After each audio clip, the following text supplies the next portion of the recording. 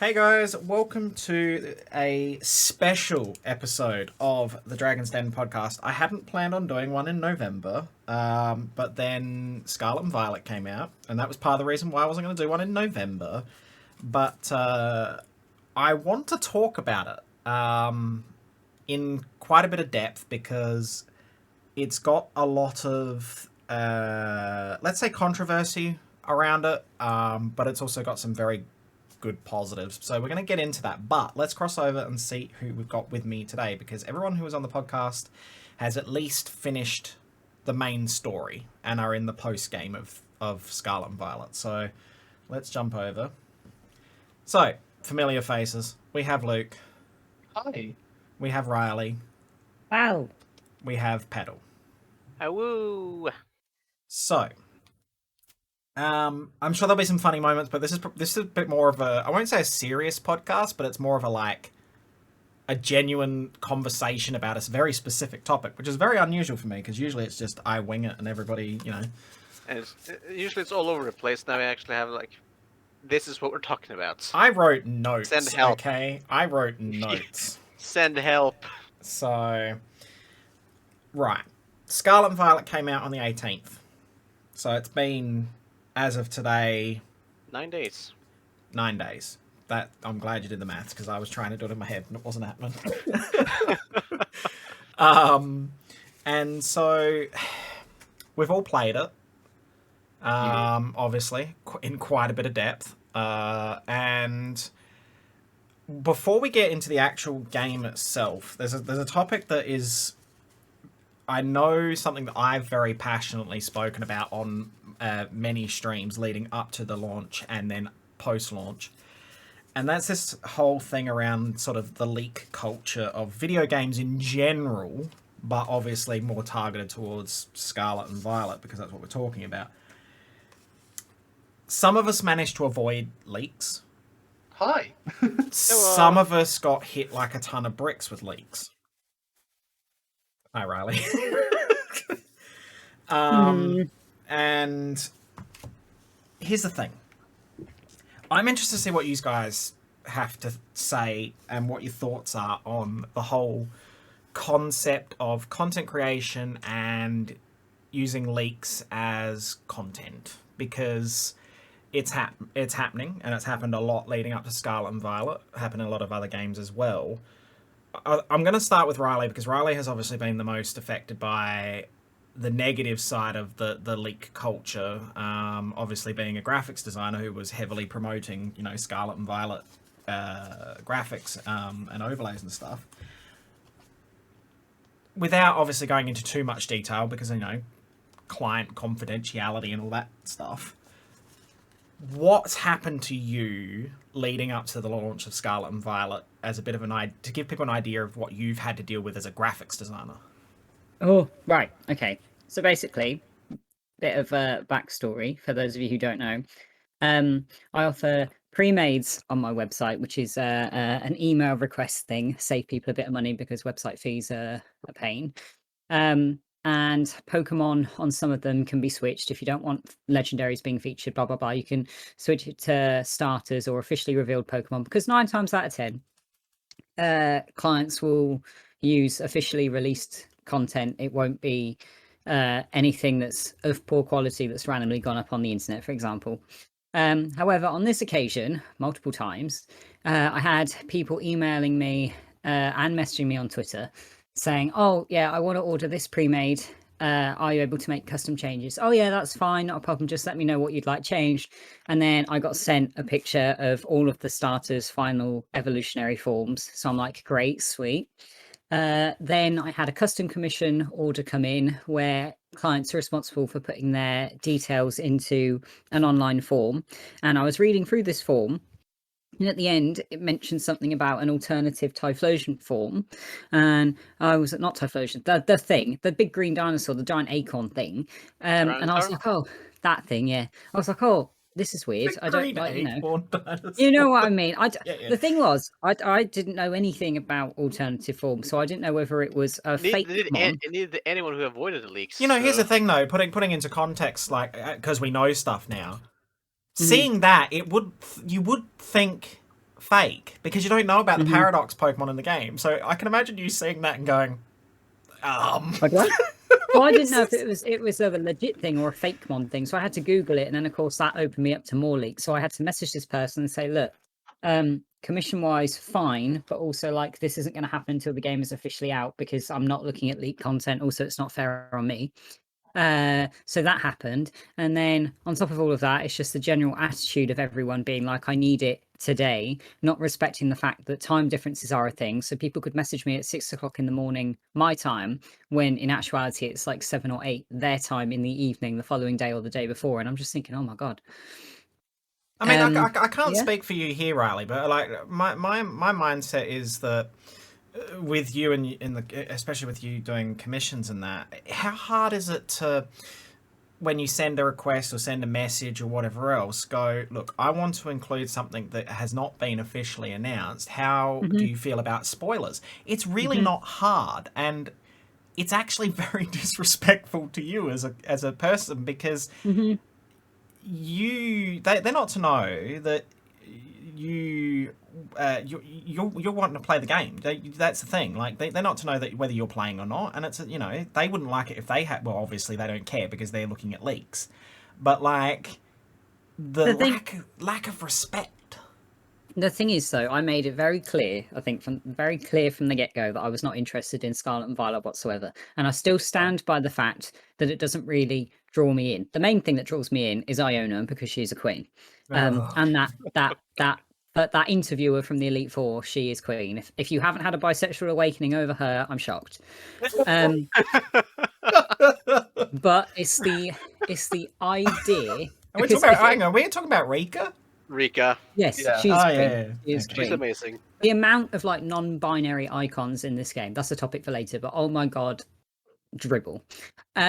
So um I made it very clear that I wasn't really interested apart from Iona, Queen. But it's the idea that I did I did a mad pre-made rush this time last year for BDSP, and although we knew the story, we also didn't know like the differences cutscene wise and how it was going to end and the new things that were added, blah blah blah. Didn't get spoiled for any of that, and some of that got leaked. No one seemed to give a shit. Suddenly new generation comes in and it's like bish bash bosh, everyone's got an attitude, everyone's desperate to post leaks all over the internet for clicks and for views.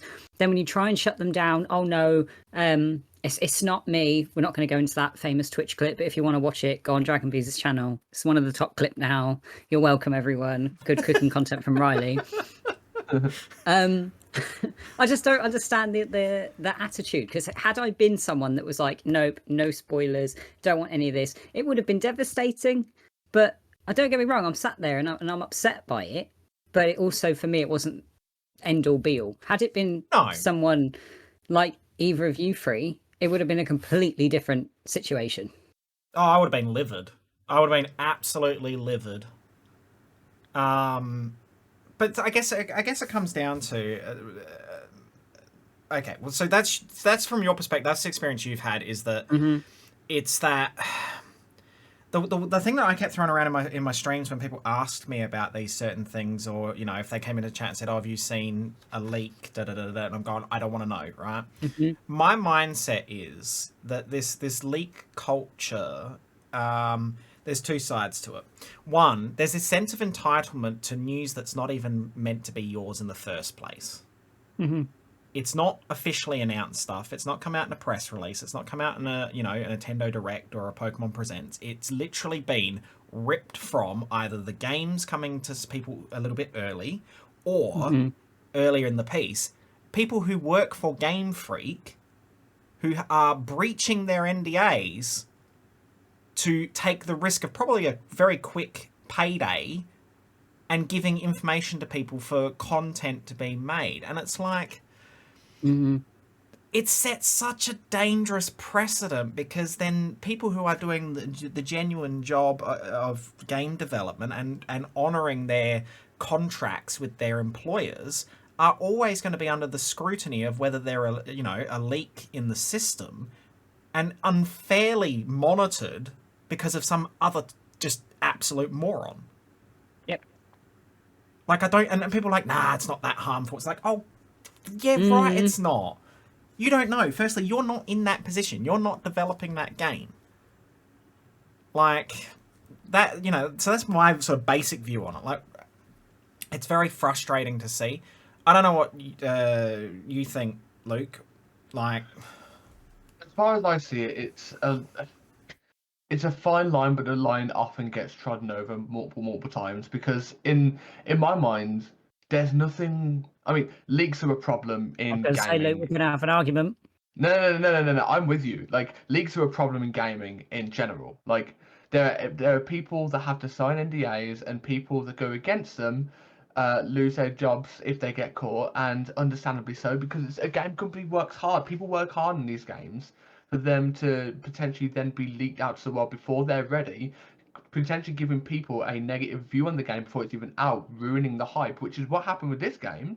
Granted, this game has become, and this is a fact, Nintendo's best-selling game within the first week, I think. Which is it sold 10 million copies worldwide in 3 days. It it, sold more it's copies stupid. in 3 days than what Ultra Sun and Ultra Moon sold in its entire lifespan. To put it into another perspective, this game sold more than Breath of the Wild did. You know how wild that is. But also, um, people work hard on games like this, and before, if something's not ready, they're not going to show it. They'll show it when it's ready. And if something gets shown early, people take that to face value and think the game's ready from what they've seen, and give a negative opinion on the game as if it's ready to be seen at that time, which ruins the hype of the game. It ruins the flow of marketing and advertising. But then also, when it comes to an individual standpoint, if you want to look at leaks, cool, go ahead. Don't force it to other people who are not interested. That's what the issue I have with a lot of, as much as I want to name drop, I won't, but a lot of bigger content creators as well. Some try and approach it, like, especially some of the news, like people that address Pokemon news, for example, they will address it in kind of a way where it's not really spoiler in the title and thumbnail, that if you want to know more, you go onto video and then find out there and then. But a lot of people, even as simple as silhouettes are spoilers themselves. Silhouettes are leaks themselves, and then put new this or that or the other in a title, and that just, you don't know the details, but that already leaks and spoils something for someone who's otherwise trying to not see that information.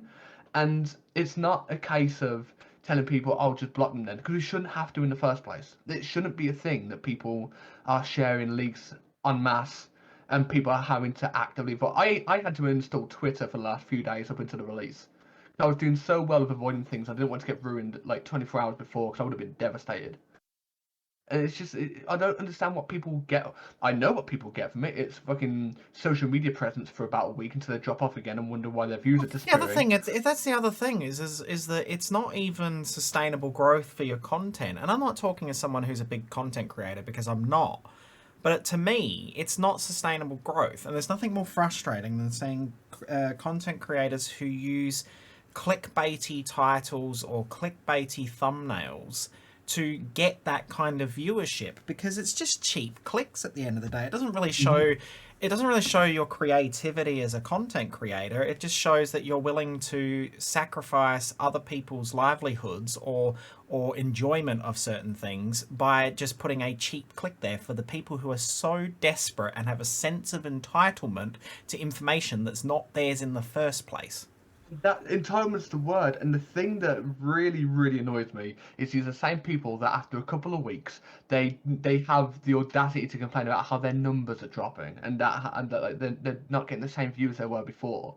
And if they sit and think, oh, maybe it's because I've been a prick, maybe you'll realise that's been like why that's happening. But so, again, if you want to get involved with leaks, go ahead. Just don't ram it into other people's faces that are trying to avoid it. Because some people will look forward to leaks. I mean, full transparency, when I find out leaks about Pokemon Unite and characters being added, I'm fully involved in that. I get excited. But that's because leaks often come out about a public test server, which is public anyway. It's just sharing that information. So it's not really leaks.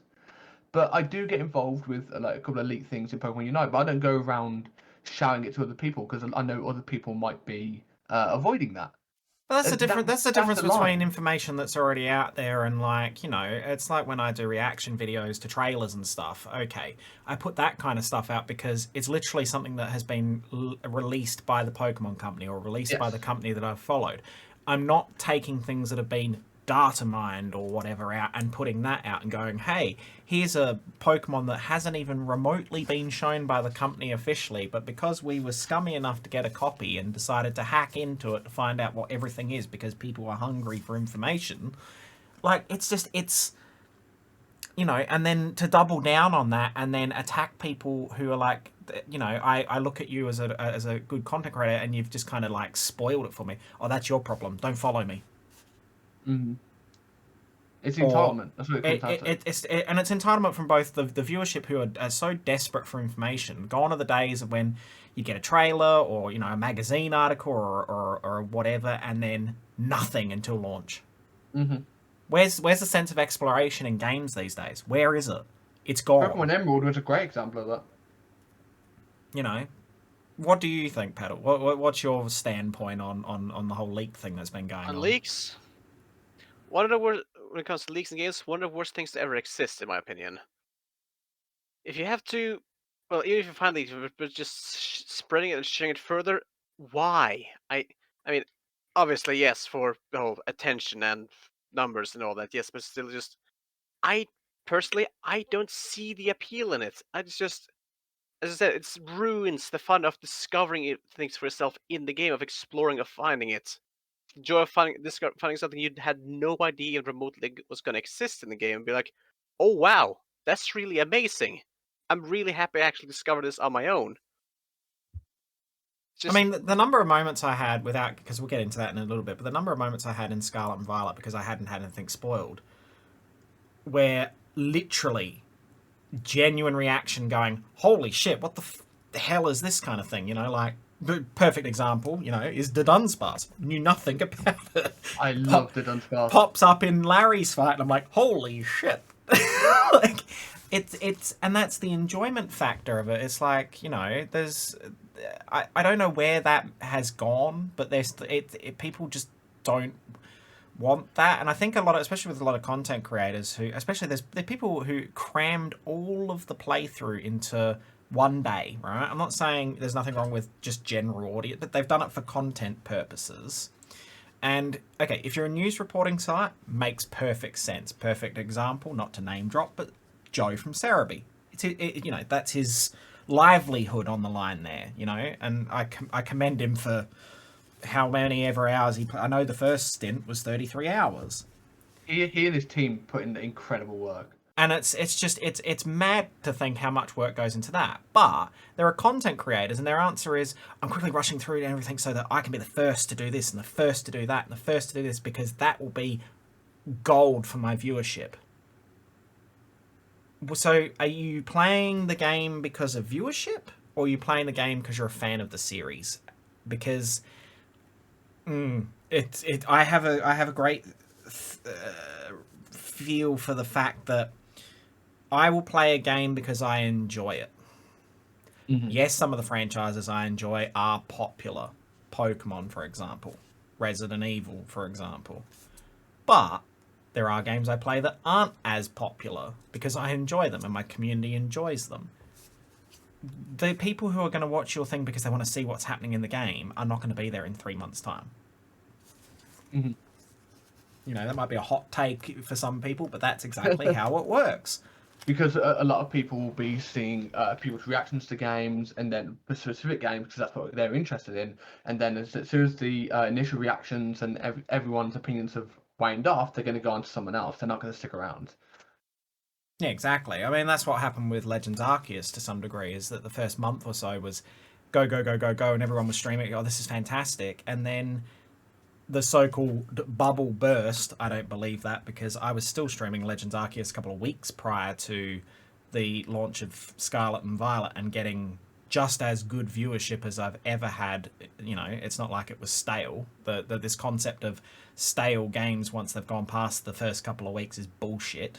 You know, I think that's the utmost crap. You're obviously not entertaining enough to engage with your audience. that also falls down to the fact that you also genuinely enjoy the game. You're not someone that's like playing something that you claim is a series you could like just try and get numbers out of something you're going to be playing for like 24 hours a day, 3 days in a row, just to get as many viewers as possible.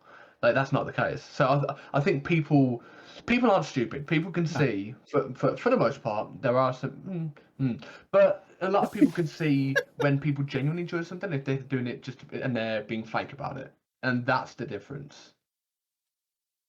Right. Well, we've sort of covered the leaks a bit, and given our thought process on it, and we could go on at length about lots of things. But I wanted also, before we get into actually talking about the game, from launch, is promotion of this game.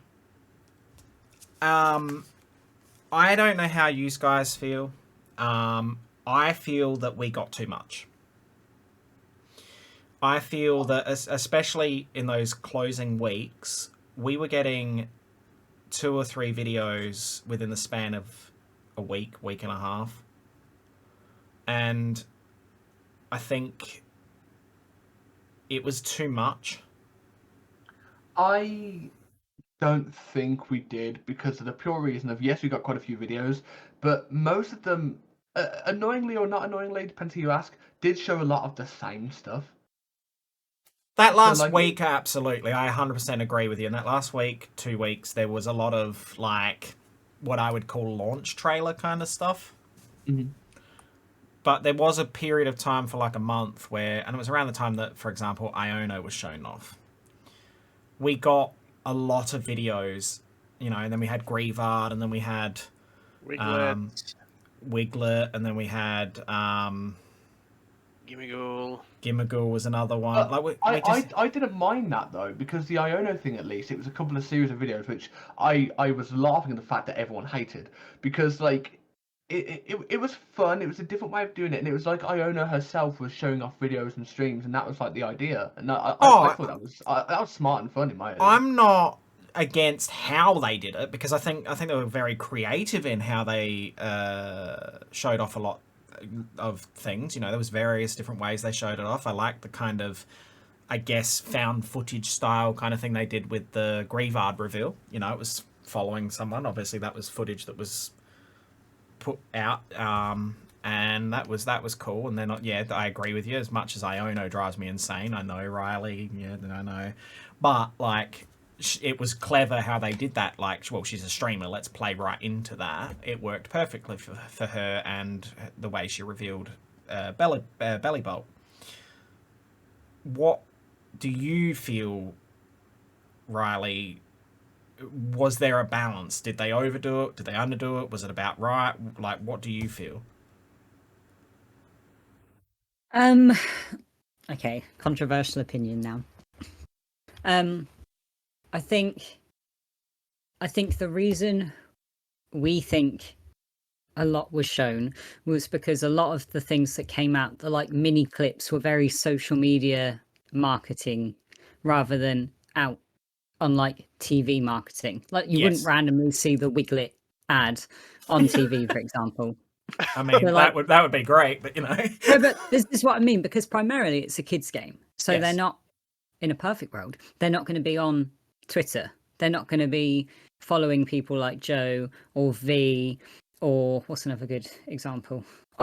Another person. But they got a lot of social media Pokemon influencers involved to hype up the mini trailers that were coming. Yes, they did. So we probably think there was a lot, because there was a lot of social media marketing. But in regards to actual full-length trailers, if we were watching the television as children, it would probably be the right amount. Because I was only getting into the Pokemon community properly on the release of Sword and Shield, and I hardly saw anything for that game, so I wasn't following any Pokemon specific content creators, so I only saw what went out on the telly. Yeah. But then I don't know how heavy Sword and Shield was promoted. I can't even remember how. Scarlet and Violet was more so, but Sword and Shield was very focused on for like 2 months. But then in regards to the stuff we have been shown, I'm not a particular fan of short, snappy trailers. I prefer big, beefy things, so that you can actually sit there, process, analyze, and go forward. But I've also seen the flip side of it with Kingdom Hearts, because we got big trailers every couple of months in the release up to KH3, but then we also got mini 30-second trailers the closer it got to the release date. So I get it. But in my opinion, I think just from a social media side, I think they went too hard. Yeah. And I kind of was like, oh, here we go again. 1 week there's a big trailer, and yet they hype it up like it's going to be a big trailer, and then the Iona thing happened. And don't get me wrong, love her, but don't hype it up like it's going to be this really awesome thing, only for it to be something that then you're going to just see negativity for about 3 days afterwards. Well, as someone who was reacting to a lot of these trailers and shorts and little things that they put out, it was like you'd brace yourself, and we were sitting there like, oh, we're going to put a trailer out, so and Petal was along for a lot of those reactions, and we'd be like, how long is this thing going to be? And then one week it was like, here's a 17-minute presentation, and then the next week it was like, here's a 2-minute little thing. It's like, what? Like, because you're preparing yourself to go process these, bits of information and give a thoughtful reaction to what you thought of it, and then you either get so much that your brain's like, and then you're bracing yourself for that the next time, and then you get like the Grievard clip, for example. Don't get me wrong, I love how it was done, and I love Grievard, adorable, but we sort of watched that and went, that was quick, because it was like a minute and a half, something like that. I was like, so I think you're right in that, because social media was the big thing that everyone was watching, and it was just constant, whether it was Pokemon themselves or people connected to it, it did feel like a lot. But if you take that out of the equation and just look at the sole trailers that would be the equivalent of seeing it on TV, or if you're standing in your game store and looking at a TV in there where they play like trailers and that, it was probably a solid amount without being too overkill. I think the social media was just like a barrage of the senses kind of thing, because it's like, what the like but so then I suppose someone like Petal, for example, who's not constantly on social media because they don't get into the whole Twitter thing much, but how did you feel about the information? I guess because you were coming into sort of my world with that kind of stuff rather than doing that yourself, if that makes sense. So like, how did it feel for you seeing this information come through? I mean, looking at it overall, I was gonna say I feel like we've got too much info, but rewording it really, because looking at it overall, I don't feel like the amount of information was too much, but just the way they did it, like too many tiny things. Yeah. Like just a little bit of this.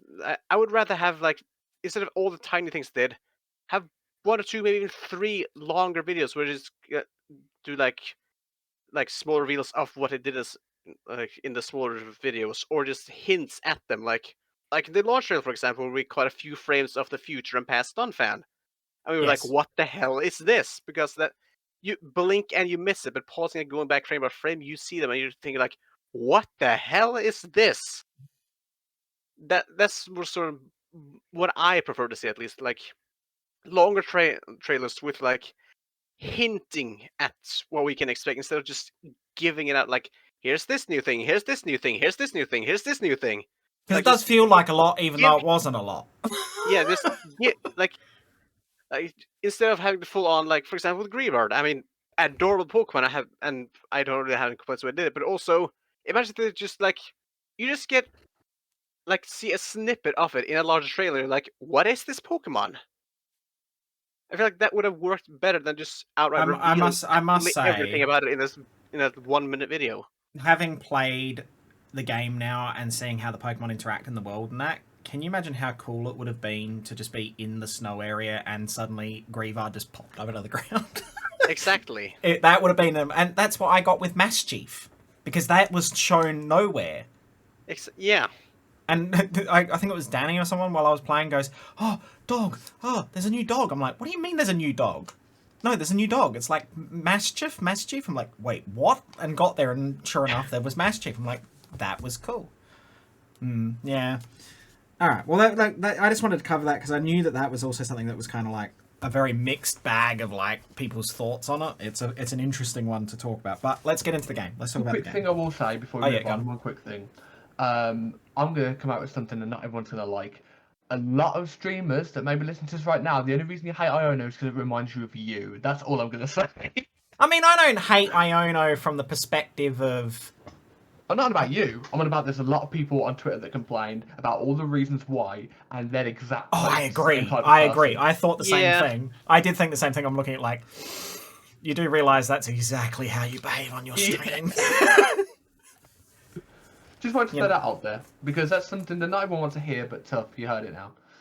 All right, let's talk about the game. All right, so the game came out, Love it. and has sold Wait, like, yeah, crazy, isn't Oh it? shit, I'm late. You know, the really weird thought was, you know, just as a side note here for a second, it doesn't feel like I've streamed Pokemon since the 18th, but I have. Like, that's Yes. all I've streamed. Yes, And it's- you have. And like, even when I'm like, do you want me to do something else? My community's like, no, I play Pokemon. I'm like, all right, cool. Okay, we can do that, and I'm happy with that, and I'm enjoying myself. And like, even people who don't play Pokemon were enjoying the like going along for the ride with me because I knew nothing. Okay, let's talk about the starters. Let's just start with the starters because that's a good starting point, obviously. Haha. Going into this, I only liked Fuecoco. Oh really? Yep. The other two, I was kind of like, eh. We spoke about on the podcast at one point, Riley. You said, you know, Weedy Puff Cat.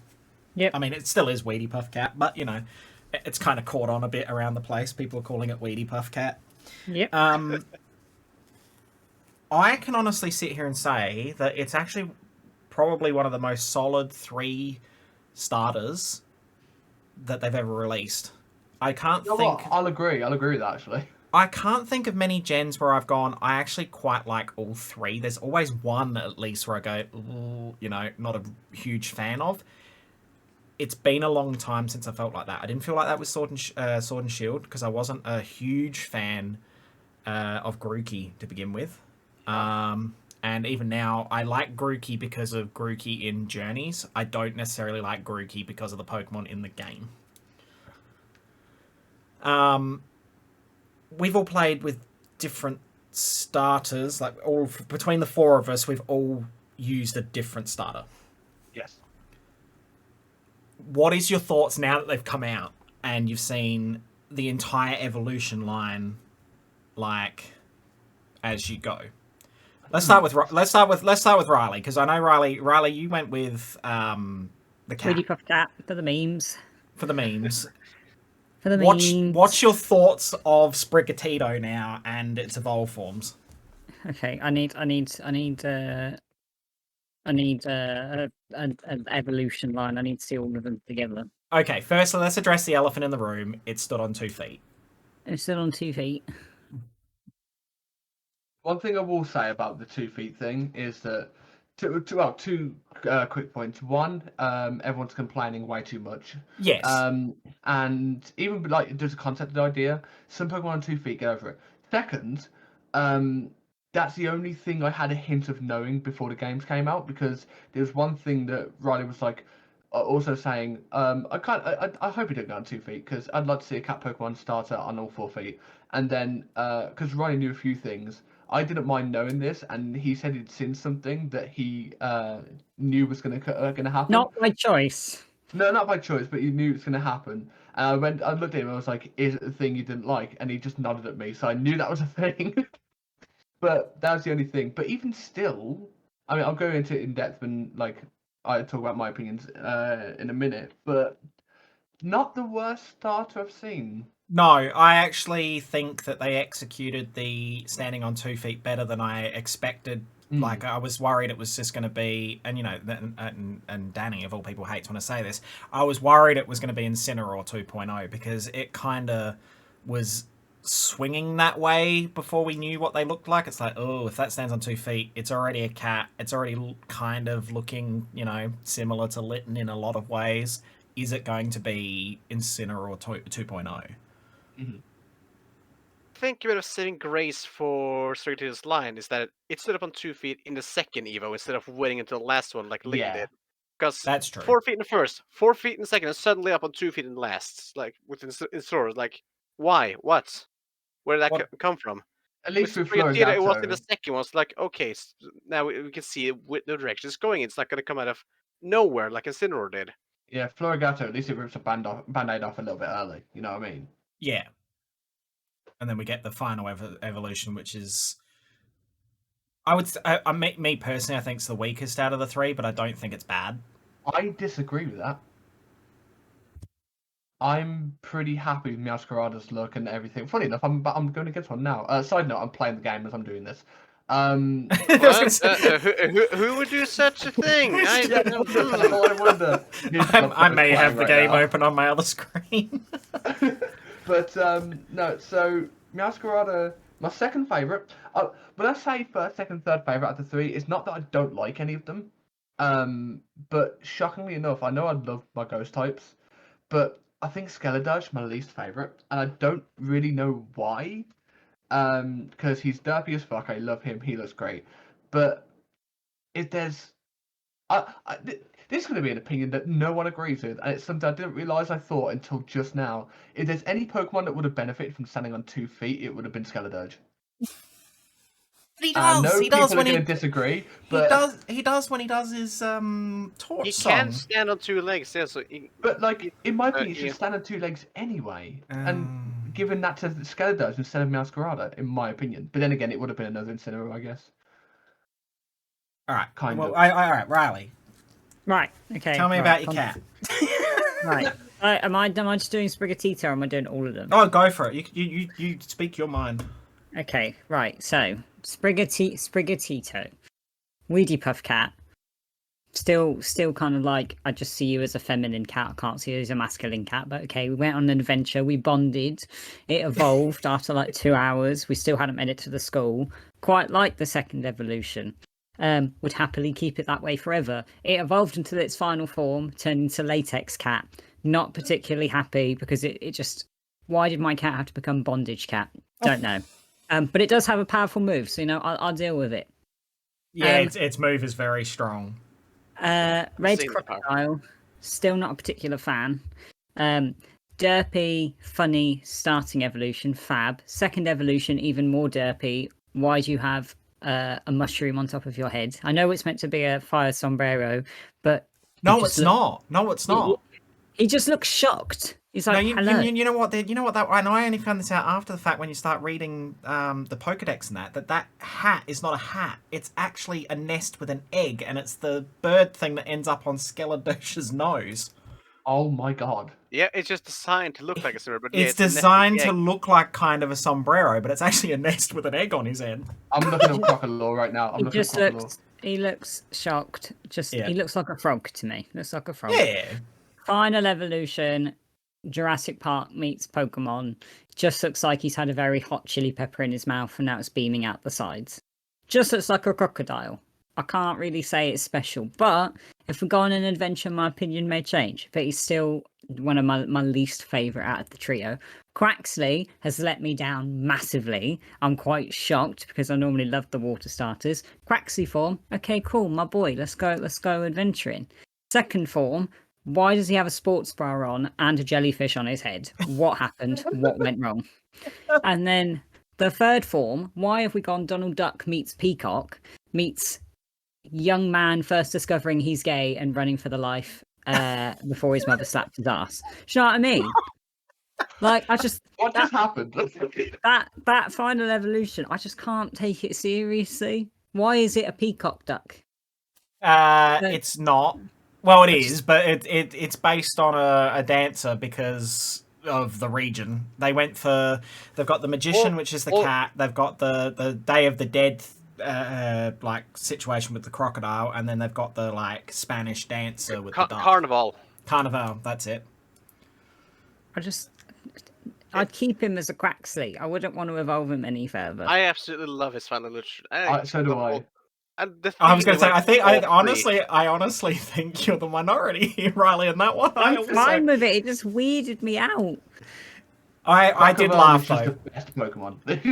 I did laugh, legit did laugh when I first seen the running animate. It's Jack Sparrow. It's Jack Sparrow when it runs When after you guys you. told me it was Jack Sparrow, I couldn't unsee it. Also, It's literally. I can't unsee that now. Thanks, hon. Side note, Quaxwell, it was Riley that pointed it out, but why does Quaxwell have so much cake though? He does. If you look at it, it's resembling a ballet dancer. Yeah, but you also look at a duck, and ducks have prominent butts. But if you look at Quaxwell from the side, its legs and its torso don't line up. I don't know how that's happened. Look, you can have your cake. But no, I think Quacklevel is the best star out of the three. Meowscarada second, and Skeledirge third. I love Skeledirge, and I love that it's a ghost type starter because it's my boy. But it's the one that's intrigued me the least. He's OP as hell, though. Oh my All god! of them are. Can we talk? Right, okay. Yeah, all of them are because I've seen some of the hidden abilities as well, and I'll talk about that in a second. But Meowscarada, its signature move always crits. What the fuck? And always hits too. Always hits as well. Skeledirge's move, special attack increase every single time it hits. Yep. And Quackerballs' special move, increase speed every time it hits. Yep. They're all incredibly strong. It's hilarious. And also incredibly fitting for who they are. Yes. All right. Well, I mean, I think that really actually, because we all sort of spoke then, I think we all sort of covered our thoughts on the the starters for the most part, unless you've got anything to add, Petal. All I gotta say is I love all of them, and I can't really number them in any sort of order as to who I love the most, who I love the least. And as I said at the start, like about how it's a gen where all three starters are solid and you like them. Whereas this is actually the first time, since the Gen 3 starters that I liked all of them. There's not a single one of these that I don't like. It's been a long time since I've also had that feeling as well. I actually quite like all three starters now that I've played. They've all got kind of cool personalities. Forget the final evolutions here. I love the fact that Quaxly's like almost the leader of that little trio at the start, and he's like telling Fuecoco not to eat that burnt apple. Oh my god, that was so adorable. That whole cutscene I love. And I know Riley, you like Weedy Puff Cat and that, but I think that whole mindset of it being like a garden-loving free spirit cat because it's grass and everything else, and running in the flowers and that is very much in tune with what it's meant to be, kind of thing. Yes. But yeah, like they've got intriguing personalities. The best way someone described Fuecoco is that he's like a brain soulless child, but I still love him. I think it was Wolfo who said that. It's Wolfo. It's my brain soulless child, and I absolutely love him for it. Because you just look at him and you're like, "There's nothing on. There are no lights on in that head of yours." There's but nothing going on in his head, and there's nothing going on in his head, and he cannot be happy about that. So yeah, no. So strong starters. All right, we're going to talk about characters. Now you can bring up whatever you want here, obviously, because there is a diverse range of characters in this game. I honestly think it's the first time in quite a while where there have been a lot of strong characters with very good personalities and very good backstories. Like it's I think even the effort they put into I'm not very good with names with the gym leaders, but even some of the backstories of the gym leaders and how their relationship with certain people in the world and it's very strongly done from my perspective. It feels more realistic. It does. This is the gym leader. That's who they are. Well, it's like, for example, the first gym leader, the bug gym leader, Katie. She's a baker. They've all got like secondary jobs. I mean, we can all talk about Larry. Well, most of them. I love Larry. Larry is a great character, but like Riley is also right in saying there's a lot of, whether it's official or not, there's a lot of representation in this game of people from all walks of life, like legit, like, and personalities. Like they've got such amazing personalities. I don't know what you guys think about some of the characters. I like, for example, Arvin is someone who I was like, I hate him at the start. I hate him. I hate that I like Arvin now. And by the end of it, I'm like, oh, poor Arvin, I need to give you a hug. Just to learn exactly why he is the way he is. But I think because of that, Arvin's now one of my favourite characters in the game. I genuinely, I can't not like him now. Do you have a favorite character, Riley, or a couple of characters other than Iono? Thingy from the Elite Four, because she's just Rika. queen. She's just fabulous. I don't know, because the rest of the gym leaders I'm kind of like, I'm there. They're not bad. I just didn't connect with them as well as I did everyone else. The rival character is too peppy and grated on me very quickly. Even though I kept saying no to her, it just looped and looped and looped. Oh, Nimona. Penny, I think, is fabulous. If they don't do a DLC of like Penny's backstory and that whole origin thing, I'll be very upset. I love Penny, especially in the Area Zero area where she's like constantly like sassing both Nimona and Arvin. I fucking love her. She's just so sarcastic. The characters that surprised me that I didn't think I'd be that interested in, but I'm actually like, oh, I need backstory here, are the other members of Team Star. Yeah, the Team Star. They are Holy interesting. shit. Oh yeah, They I'd are love to very see them interesting. without their Team Star outfits on, like actual school uniforms. None of their fancy shit. Okay, if we're gonna go Team Star here for a second, who's your favourite Team Star member out of the 5? I'm stuck between the DJ and the fairy type. I love the fairy type dude. He's so Ortega's cool. amazing. Yeah, He's so good. Is he the ninja? No, Ortega's the fairy guy that's got the Kane. the walking cane.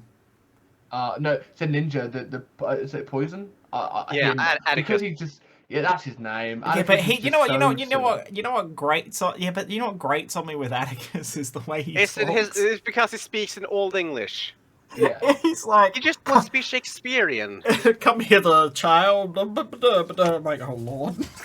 I also like what's her name? I think her name's Mela, the fire one. Mela, Purely yeah. because she can't walk because of how tall her boots Oh are. my god, that everyone Yes. thought that was a game glitch. She has to walk like that because those boots basically go up to her ass. Like they're just so big and ridiculous, but I love it.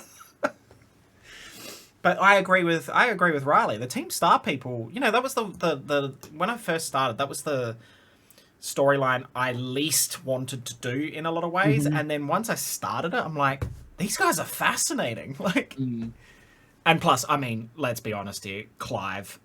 You know, anyone with that fucking pompadour is just, you know. Clive looked better in Violet because the Scarlet looked like a student. And Violet looked like it was straight out of Greece. I was gonna say, Clive and Violet, he looked like he was straight out of Greece with his black jacket and his slicked pompadour, bloody, you know. I wonder what Director Clavel would think of him. I literally, I kept like, Director Clavel? I don't know who that is. I'm Clive. I started addressing him as Clive at the end of the game. I was like, oh, I'm with it. The biggest shock there was when he revealed himself to Penny wording as like, I'm Director Clavel, and she was shocked. I'm like, why is she shocked? Why is she shocked? She shouldn't be All shocked. they did was put on some different clothes and a wig. He still had the same glasses and beard and everything. You want to know something? If you look closely at his design, the wig is so badly fitted that you can actually see bits of his grey hair. Really? I looked closer and you can see like bits of his grey hair under the wig. Oh my god, I never noticed. I was like, even if that's them just pasting his hair over the top of the model, it makes sense for what he's actually doing because he's just put the dodgiest wig ever on.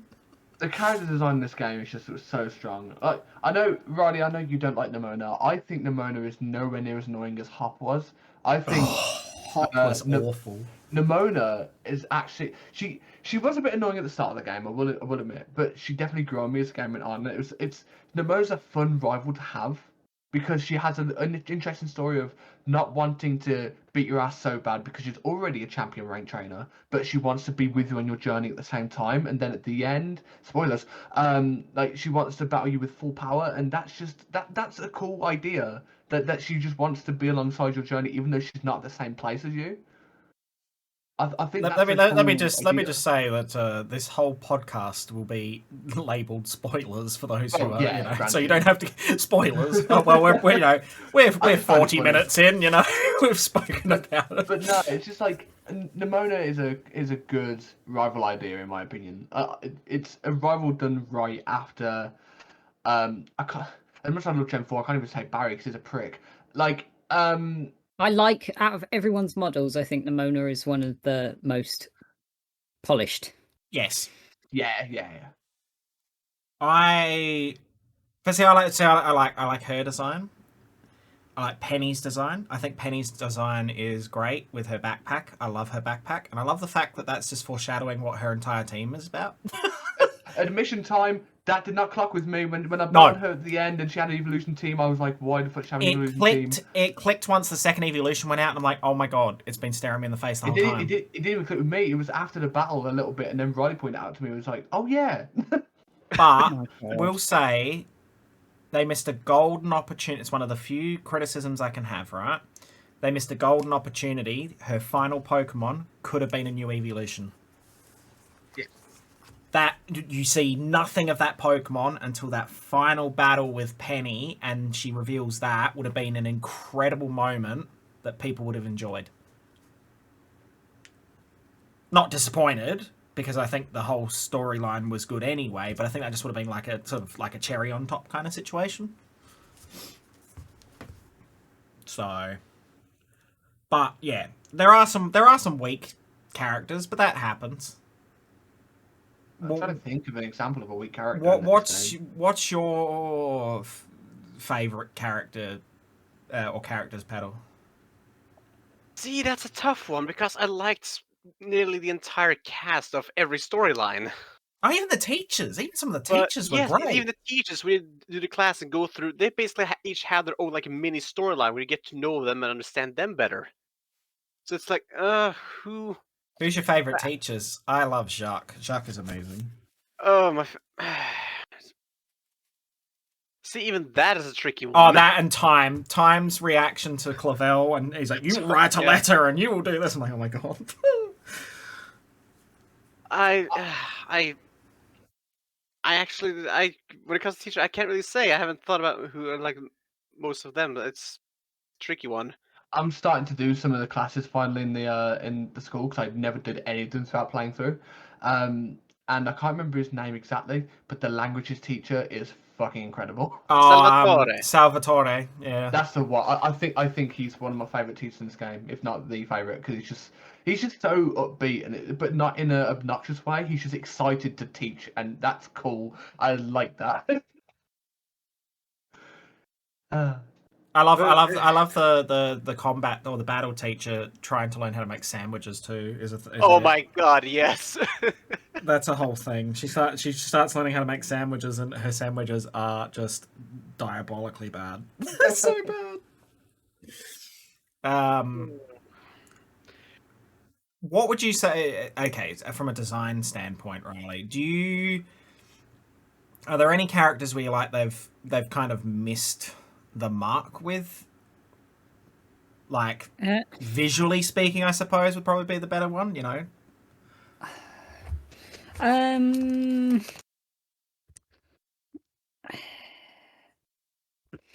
Not necessarily, because I think everyone's personalities were captured. I don't know. It's difficult because I feel like with the characters, it's very subjective, and it depends on people's interpretation of them. Like Yeah. I would have really liked to have seen some more of the ice gym leader, because it Grusha. was I see. very. I Grusha. agree. I agree. I said that during my playthrough. Is that Grusha was highlighted as one of the gym leaders during the lead up to the game, and then Grusha barely. But then I guess it plays into their anti-social, for the lack of a better term, and awkwardness. He doesn't like being in the spotlight. Yeah, right. due to what happened in the past. That's why Grusha's out of gym leaders. Like Grusha's my favorite due to, well, his story. I have one. Sorry, Oh. Luke. I'm gonna shame them once again. The ghosty gym leader, I didn't really think was that strong in comparison. No. I'll agree because what was it? what was her name? Rhyme. Rhyme. It's I- Time's. I'm It's between Time's sister. sister. There's fun fact. I thought they were the same person, but that's by the by. Rhyme as a character, I don't. It's not that. It's hard to explain because she had a character. She had the whole music thing going on as well, and the way she built up the gym up to the battle was interesting. And the fact she focused on double battles as well was kind of cool. And it's not a double battle dragon gym. It's a double battle ghost gym, which is different. But. Apart from that, I can't really think of a character trait she has. And that's what bums me out a bit because otherwise, like, who? It sounds mean, but otherwise, who is she? Like, But I don't Luke, know. I feel like she has DJG Rave. DJ G Rave is incredible. I love that little fucking Oh my god, Dancing Grievard. Grievard. the dancing Grievard. Yeah. I love that. But yeah, like, she doesn't seem to be an interesting character to me. I feel like we're copying the Dark Gym from Sword and Shield. I think that's why I disconnected a little bit because it was No, because the Dark Child guy from Sword. No, No, yeah, wait. but it was still a musician, and I was mixing up games for a second, but it's fine. it's still a musician. It's still music based, quirky. Like, okay, you can't Dynamax here. Okay, in this one we're going to be doing double battles. I just because I did Ghost last. I think I was just a bit disappointed. I was like, oh, hype, no. Well, the way the gyms are designed is you're meant to do Ghost last. So, like, the fact that they built that up and then, double battles, and then the gym was just, I don't know, it's a bit disappointing, really. Was the design that way? Yes, In 'cause terms the of last two gym, levels, yes. Yeah, 'cause the last I two didn't see. gyms go I and gave then up Ghost. looking at levels because 9 times out of 10 I was over leveled anyway because I spent more time exploring. Yeah, I same. always had to look at levels at one point because I went to the normal gym when I wasn't ready. How I beat that gym, I don't know, but that gym was holy crap so difficult. Larry had been working too much overtime at that point. He wasn't paying attention. Do you know there's one character, one gym leader that can go fuck themselves, and that's Tulip. Oh, she's painful. No, thank you. She's painful. Who's Tulip? Tulip's the Psychic. psychic gym leader with the flaws. Which, you know what? I didn't have as much issue with that as I did with the normal gym. Nah, that Flautius. That Flautius was annoying. That's the one gym I really struggle with. The only time I actually had to use revives to get my team back up or be wiped. I must have been lucky then, because I had a Spidops at the time, and Spidops just didn't let the Floor just do anything. Well, But I guess that's a credit to the game in that everyone had different experiences. You know, I mean, a lot of the other ones. Yeah. I know it was still. This game has taken a big step forward in regards to open world, right? We're all fairly on the same. It has some issues, but I mean, you know, and that's definitely something we're going to address before we wrap up everything. Is that it has got some glaring issues. I don't want everyone to think we just praise because it has got some major problems. But yes, you put the technical side aside and look at it from the creative side and the structure and the way that they've brought this world to us without the technical side being a factor. It's one of the strongest entries in the entire series. Mhm. Because I just feel like they hit a lot of very good points and a lot of progressive points, because you can't keep doing cookie cutter Pokemon games. Yes, the general mechanics are there in the game and they always will be to some degree, but the little changes they're making in whether it's battling or you know, obviously I was a bit skeptical. It was an interesting design and it's now that I've seen it in action, it's quite good. Is the terrestrialization stuff. I was like, you know, it's a bit gimmicky in that. Now that it's in and I've played it, I'm looking at the terrestrialization and going, you know what? It really does shake things up in regards to a battling standpoint, because you have to think outside the box, and that's what a lot of people are finding. It's a lot more tactical gimmick than the others before, because there's just power increased. Here's like completely changed up how the battle goes because of the typings.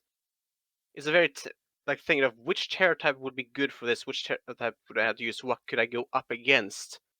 Puts a lot more thinking and strategy and tactic into every battle where terrestrializing is involved. Yes, and I think I've noticed a few people have been saying online and that as well, is that people are still not quite grasping how to approach, especially when it comes to the Terra Dens, how to strategize for those higher level ones, because they're just going in there, like most people would do these days. We'll bring our legendary in because it's the strongest Pokemon in the game. It'll just wreck it. It doesn't work that way. It won't work that way. Good luck bringing to the 5-star fairy, then you'll be sorry. Like it, and I think that's great. I think it shakes things up. I mean, I don't know what you guys. I mean, obviously, Petal's spoken, but like, we've got two very different people here.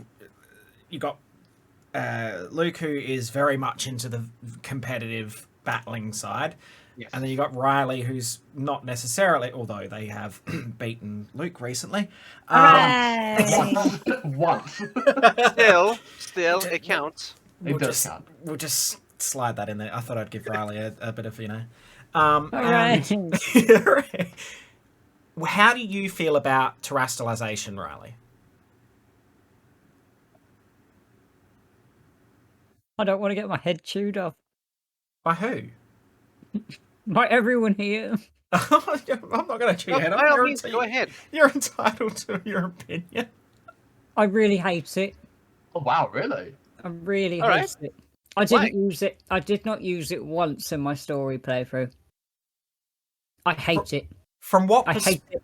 I hate it. From what perspective, though? Are we talking from a design perspective or from a strategy It's pretty. perspective? It's pretty. In comparison to Dynamax, in like visual aesthetic, I prefer it because it sparkles.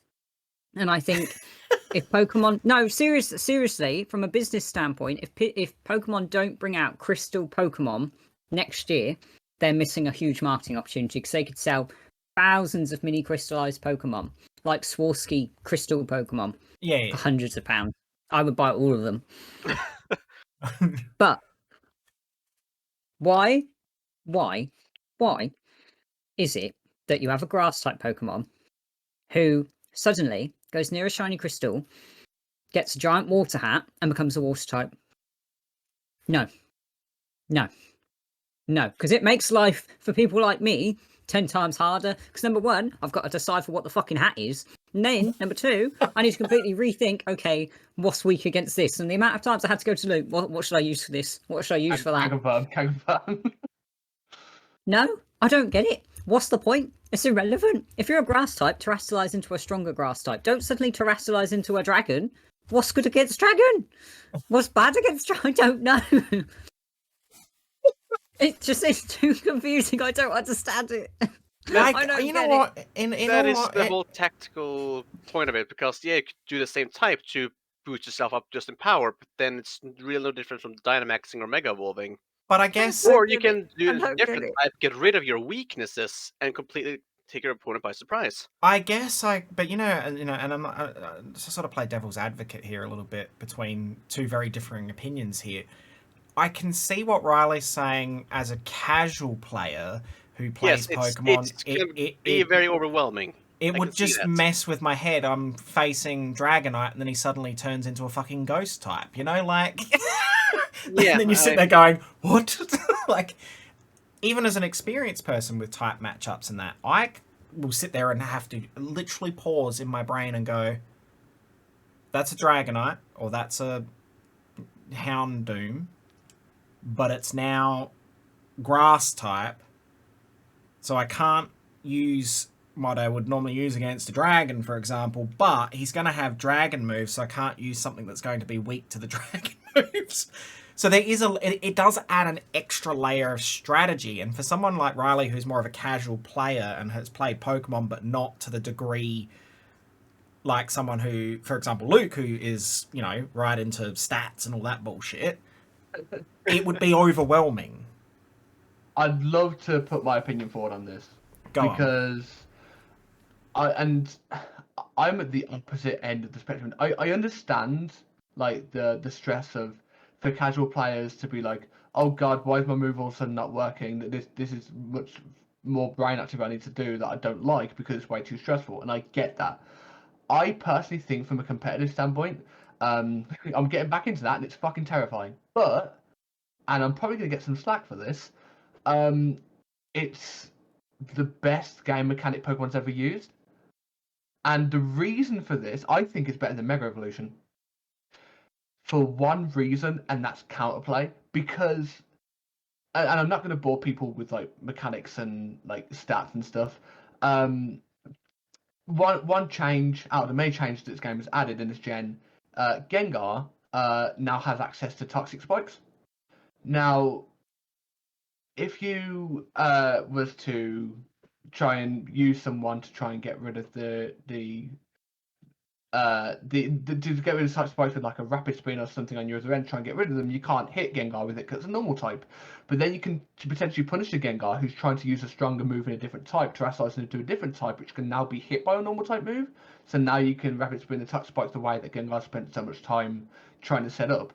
So it's not only helping yourself, but you need to think about how your opponent can potentially counterplay around it as well. So it's like playing chess 7 turns in advance in Pokemon. And it's exciting to me. I think out of all the game mechanics, Z moves is probably the bottom. They're fun. Agreed. What was it? Omega and Omega? No, that was Mega Evolution. Mega Evolution there as well because Gen 6. Mega Evolution I had a lot of fun times with, especially in Gen 7 because that was the first time I properly went into competitive battling. And Ultra Sun and Moon I had a lot of like fun Mega Evolution, like Mega Pincer teams, Mega Sizzle teams. It was so fun. But this terrestrializing is a lot more exciting to me than Mega Evolution is, because at least Mega Evolution, your Pokemon might have an extra type. It's a lot stronger. You have to deal with it a different way. This Ability one, change. yeah, but this one completely swaps types on its head, and that's so much an extra layer of thinking, but in a fun way, at least to me. Especially considering, even though they changed type, their base moves are still as if they were the original type. Yeah, their base type is still stab, which is even funnier. So, like, even if it uses like a Gengar using a Shadow Ball, for example, will still hit as if it's a Ghost type, but it could be a Water type. So you can now have a fighting terrestrialize on it, so Focus Blast hits harder. Like that's scary and that's hilarious. I mean, it creates some interesting. I think from that perspective, especially from a battling perspective, I know there has been some issues with the programming of that, and I know that I hope that gets addressed. I have seen a bit of that on social media. Yeah, it's a little bit broken, which has happened. It happened with certain things in previous gens as well. But I think it creates some interesting opportunities for competitive battling, and this is coming from someone who's not a competitive battler. So it's creating some amazing opportunities for that, but it is overwhelming for the people who are either new to the game or casual players. Yes. Where it doesn't automatically click type changes and things like that, because it is a lot to take on. And the one thing that is going to take a little while for a few of us to get into our heads is exactly what Riley pointed out, is remembering what hat is what and what symbol is what, because the symbols are even changed in regards to, like, you look on the map and you look for a type and some of them are not obvious and you have to kind of go, shit, is that the color coding? Kind of helps, but then I look at it from the accessibility side of things. It's kind of like, well, without the color, that symbol could mean 10,000 different things at this point. So it's trying to reprogram something that has changed as well, which is use a psychic symbol. Yes, and some of them are obvious, like the poison one's obvious, and Ghost, dragon, Ghost is and dragon and that. But then from some of them are just so like, you look at them and go, what is that? I think fairy and normal and psychic, and there's a couple of them, they all kind of look similar, and it's like, which one are you? I have confused normal and psychic on the map a couple of, no, not on the map, you know, in the you actually on the screen when you go on the menu, because they only show symbol, but in like not in its color, and it's the color of the screen. So because the normal and psychic ones are so similar, psychic's just a bit more squiggly. I have made that mistake a couple of times. So, all right. Well, let's. Okay, I think we've covered the terrestrial side of thing. Everyone's kind of, there's differing opinions, and that's the thing here is that unlike what's happening on social media, where it's either you hate something, you like something, and everyone's against each other, we can sit here in our little group, and we give each other shit about it as well, but we can sit here and respect each other's opinions. And I don't want Riley to feel like they were going to get bullied about that one, because I can see what you're saying 100% as a person who's played Pokemon since the beginning. It has really shaken things up to the point that if you are not able to think like that, and And if you don't it's know overwhelming. type matchups like by heart as well, it Well, I can play with be very Larissa. tricky. I play with Larissa a lot, right? And Larissa is someone who always forgets type matchups, and this is before Scarlet and Violet. So now I can only imagine poor Liz probably sitting there going, like, you know, Let's try this one. yeah, like it is very overwhelming, and I think that time will tell how that affects things. So let's talk about location. Let's talk about Paldea itself. How do you feel about Location? how do you feel about Paldea as a region? I'm not talking about the Pokemon specifically. I'm just talking as the location, because we've had some regions that have been not so inspiring, and we've had some that have been fantastic. How do you feel about Paldea in general? Well, I think it's very expansive. I like it. Paldea really tries to push you to explore its region, It's because huge. there are so many areas that you can go to off the bat, but there are also many areas that you can only access once you've gotten certain abilities for your rideable legendary later on in the game. Yeah. And what makes it better slash worse, depending on how collector heavy you are, you can see an item that's just over a cliffside, just above you. You can see the light coming from the Pokeball, but you can't reach it quite yet because you need a higher jump or a climb. And it's going to drive you insane, but it's going to make you in your head know, oh, I should come back here later on. Oh, what else can I get access to now? And it's it's kind of like how a good platformer should work as well, weirdly enough, because this game starts to lend itself into that kind of category as well, because of the like the rideable legendary.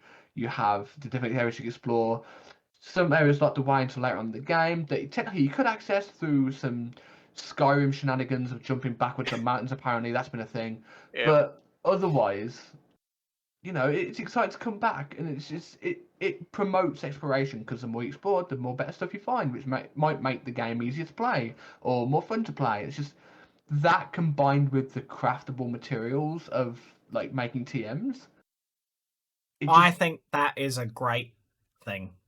Yes, it's with them introducing crafting, they could have done it in a very boring way. That was a very thin line they were riding. They could have gone, okay, you have to make this material, get this material, but then you have to combine different materials to make a new material that you can use. But they didn't do that. They just kept it basic. You get material from one Pokemon, material from another. Certain lead points in, you got a TM. Fantastic.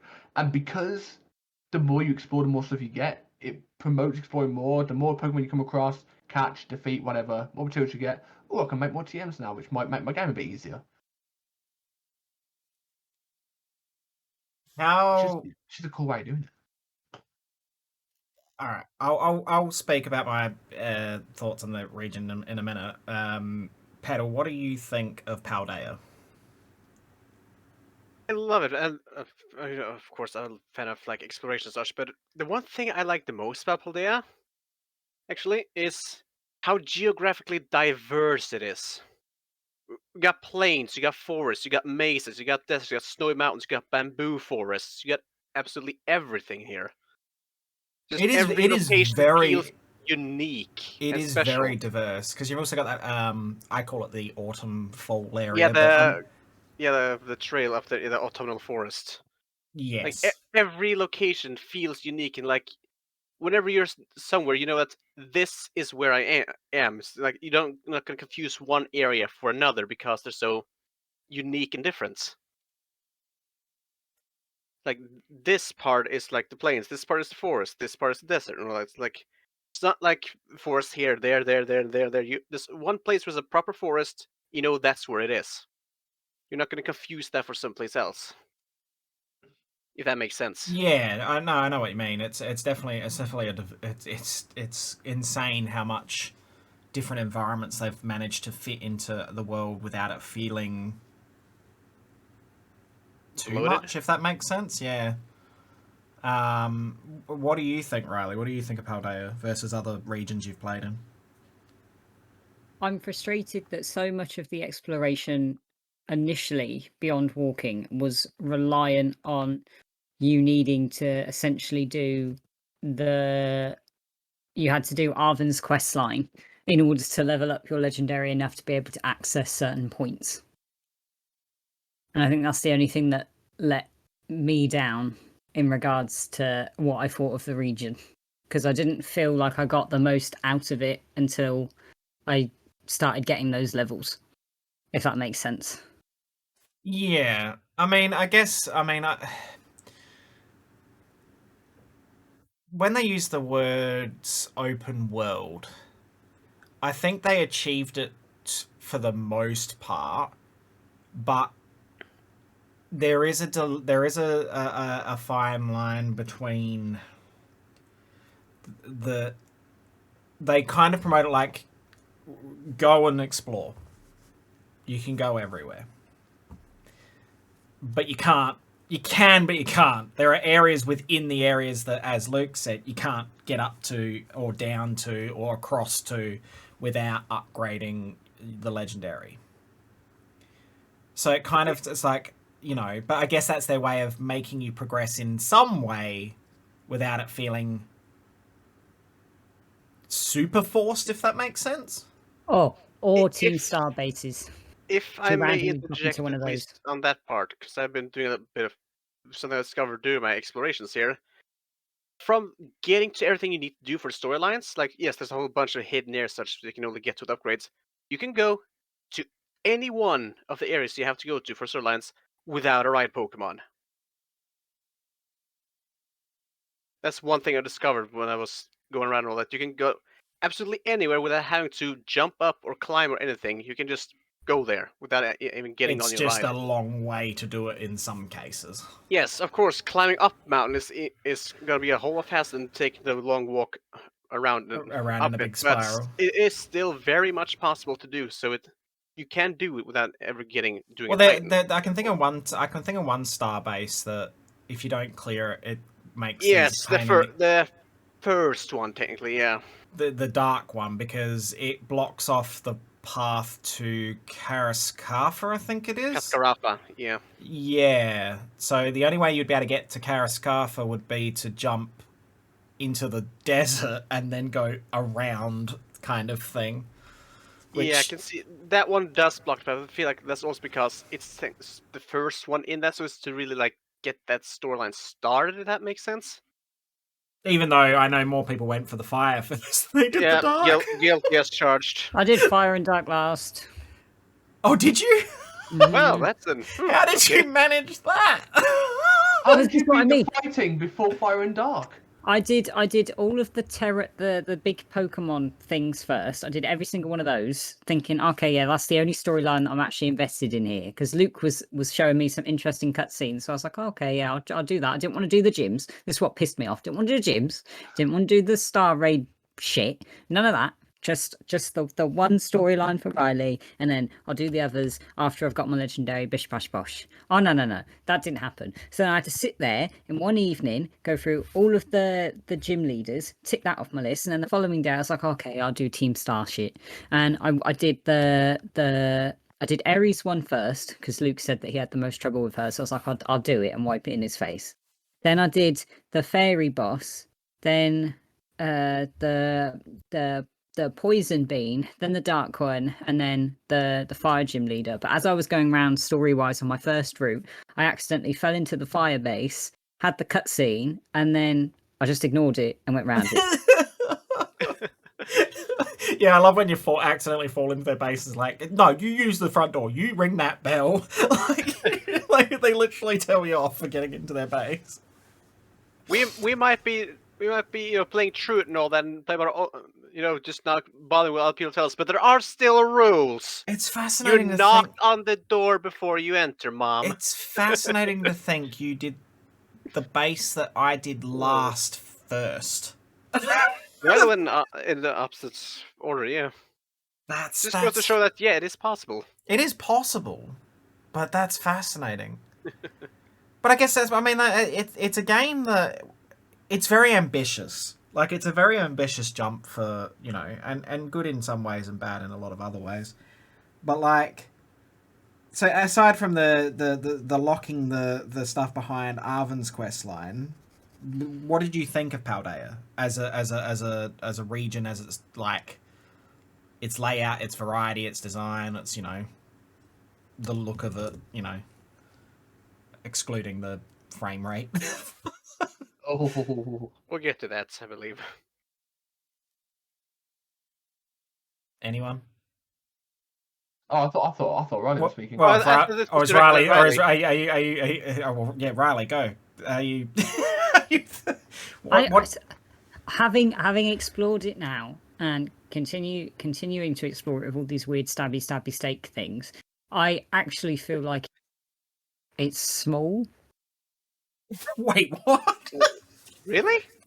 because there's a lot of grass. There's one specific ice place, and then there's a desert, and then just lots of water with the same kind of Pokemon in, depending on which bit you go into. Like when I first started, I was like, "Oh my god, it's huge!" But now that I've done the story and I'm just going around looking for stakes, like I don't, it just feels small. Do you think that would partly be as well because now we can fly everywhere? No, Like, Well, in yeah, the but sense I of try get not. around. I try not to fly. I prefer running and then discovering all these. I must all say- the yellow Pokeballs. To make a comparison to Legends Arceus, I do not like Koraidon and Miraidon's flying as much as I liked using Bravery. Yeah, You they will be because glide you switched poorly. quite a few times What's trying that? to get to bravery. I said, "Are you sure?" Because you had to switch quite a few times. Well, trying to get to no, bravery. but you know what I mean. It Like doesn't once fit you're on that. flying with Bravery, you have a lot of control. Miraidon and Koraidon kind of glide forward and then lose momentum and then kind of just fall to the ground. I'm like, well, this is frustrating as hell. Yeah, it's not really. It's a very short-lived glide. But look, we don't talk about how dodgy I was in Legends Arceus with swapping. But yes, I'm that one I'm surprised by, that you found the world small after you've played. Like it's big, but I'm also like I can tell where I am on the map when I see certain places now, and that's probably just because I've done so much running around looking for Yeah. those Poxy stakes. But I feel from what I've seen from Loot Play it's one of the only games I haven't played. I thought Legends was bigger, and I don't know if that's because there was a big hub place which wasn't confusing and had the same shops every 5 seconds. There was a big hub place, and then you could go to different areas which would expand and have tunnels and caves, and there's that in this game, but it I don't know, it's not really like there's not really much purpose to go into them, whereas with Legends it's okay, you accidentally drop down, Zoroas will only spawn here kind of thing. If you go for a cave, the best you're going to get at the minute is picking up a random Pokeball or seeing mini Donald Trumps walking around the place, or you're looking for a shiny steak. Such a different experience to what Your experience of Pokemon games is so intriguing to me sometimes. What? I do it's find it different. It is different, and but that's what I I'm not trying to just defend Riley or anything. That's what I do like about this sort of group of people, is that the way we've approached the same game in a lot of ways is so different. And when Riley says to me these things, I literally go, wait, what do you mean? Because I didn't see it from that. But then when you've explained it, I'm like, yeah, I guess that makes sense. But see, then I guess from your perspective, you're saying the same Pokemon are spawning, but there's it's like in real life. There are common things like a bird. You'll see lots of birds, but you might only see one deer, for example. It's that level of rarity depending on what the type of animal is. Unfortunately, yes, you are correct. In a lot of the caves and stuff, there are those horrible Donald Trump creatures. Yes, they are There's there. Donald Trump, the two-headed dragon, mini Cynthia bosses. I can hear the piano now. He's on about Gabite and Garchomp. Gibble. Oh, What else have I seen? people. And Diglets. Random but Diglets that pop out of nowhere. Yeah, Diglett. Yeah, but Diglett. That also makes sense because Diglett do that. But where's Zubat? Non-existent. They're not in this Paldea. region. So rude. You include Diglett. Where's Zubat? Where's We my don't. class? We don't need that infestation. Well, here. hang on. No. I'm a Zubat fan. I'm gonna sit with Ryan. Yeah, but okay, all right. Let's just think about this from the other perspective then. Okay, so you don't get bats in. I'm trying to think of a country in the world. Okay, you don't get bats in a specific place, but you will get bats in another place. And we do have bats in Paldea, just a different kind of bat. You got Noibats. You do have the Noibats. But not the bats. So you got the bats of the past, and then somehow between the past to Paldea, the bats have gone extinct. No, There's a different breed of bats. It's like how the European magpie does not live in America or Africa, now does it? But they're still birds. But then why is there not like a regional form of Zubat? You can have a regional. How did Diglett get a different form as Zubat? Technically, it's not a different form. It's a different Pokemon entirely. Fine, different Pokemon entirely. How come the Diglett? Yeah. The Diglett got something special, some weird wiggly thing. Because it's not But- it's not even related. It's just named that way because it's the same. So rude. Where's my Yamper? So rude. Where's your Yamper? That is something I'm genuinely surprised is not in this game. What? I will say, the Yamper and Bolton. I suppose because they're in habitats. the UK region of the Pokemon world. They're native to Galar, not to Paldea. Where's my Oh, Animal cool. Crossing So in that airquote? case, we get a baked dog, which is based off a German breed in Spain. Yeah, We but also have a that's Dutch also town that, in Spain, so that's know. also mainland Europe versus UK. Now we're getting into geography here. Yeah. Here we go. Because you look at Germany, France, Spain, and all that. They're all in a close proximity to each, and the Netherlands, for example. Yeah.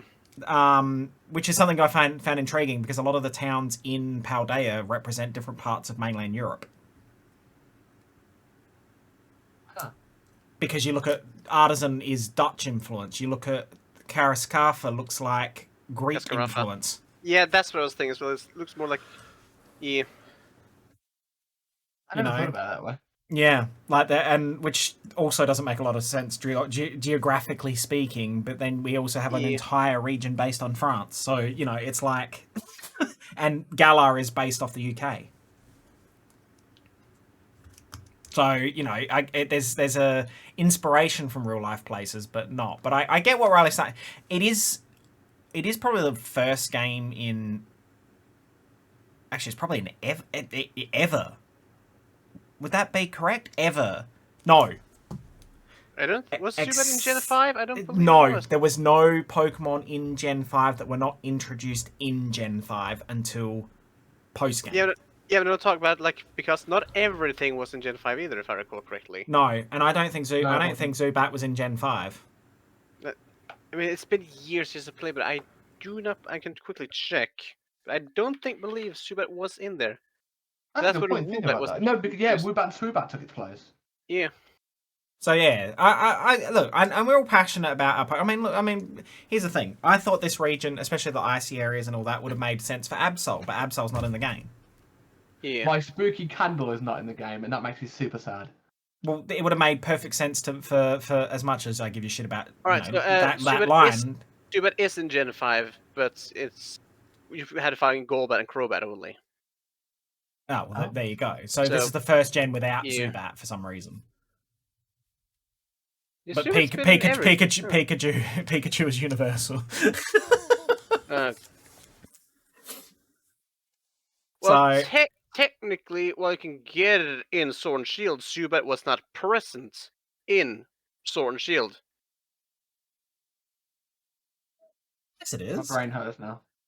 It's in the DLC.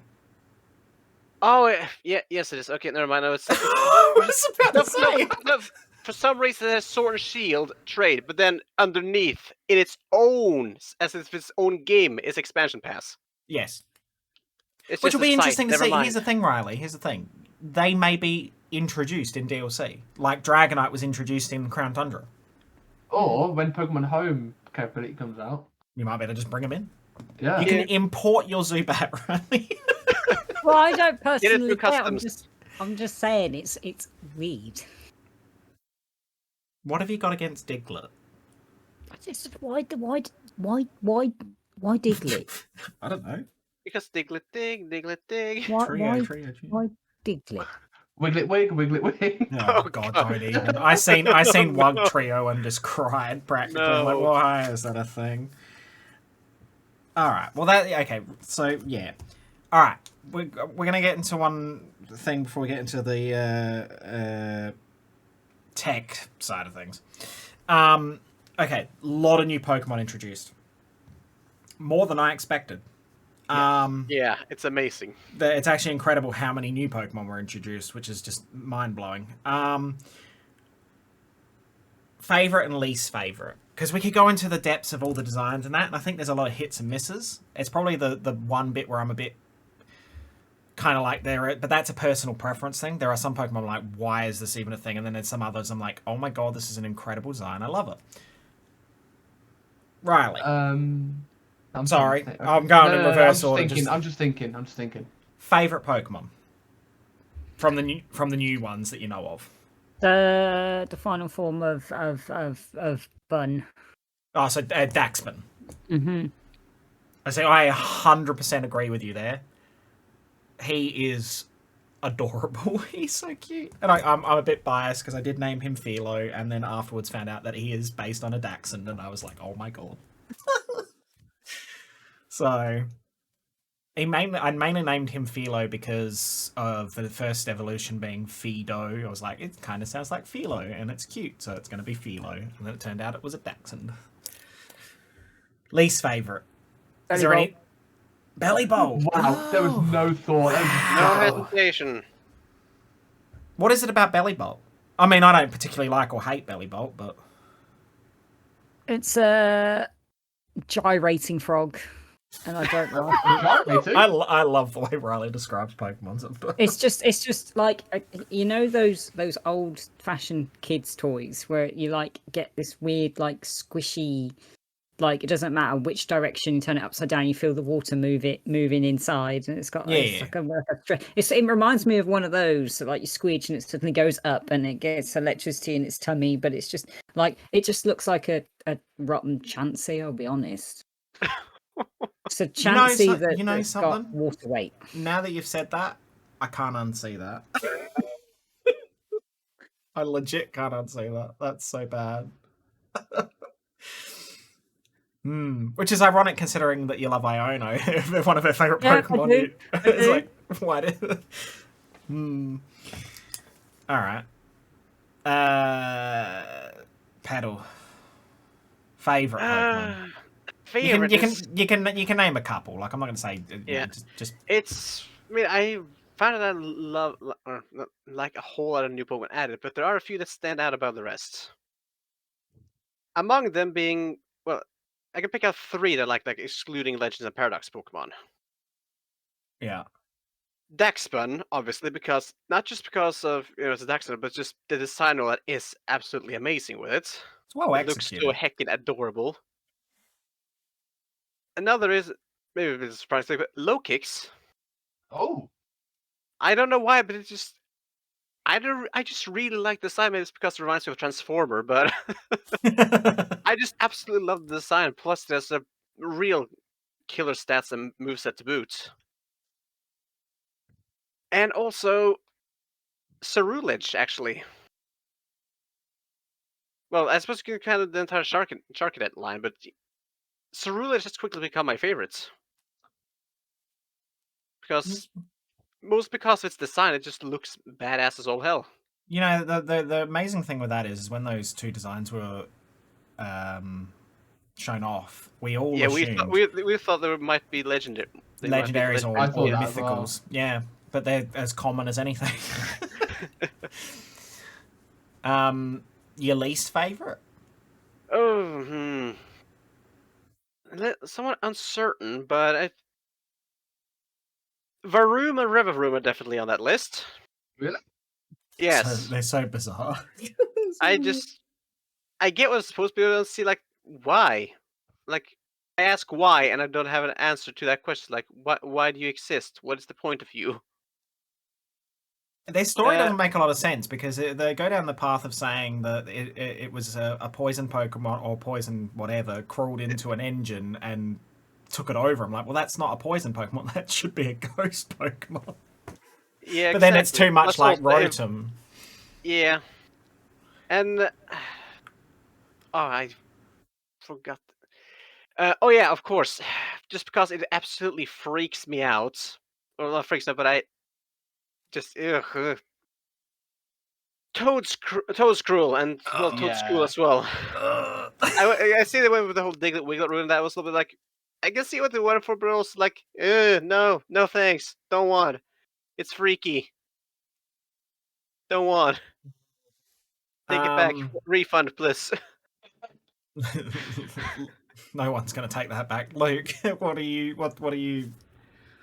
Your favourite or favourites? Well, if I was to include Paradox Pokemon, the two that come to mind are not just because of its competitive prowess, but because of its design. Fluttermane, I fucking love, and Iron Valiant as well. Which for those who don't know, Iron is the Valiant is amazing. It's the definitely one that's Gallade, with the future Paradox Gallade. Pokemon. Yeah, I fucking love like that Iron Pokemon. Valiant. I like Iron Thorns too.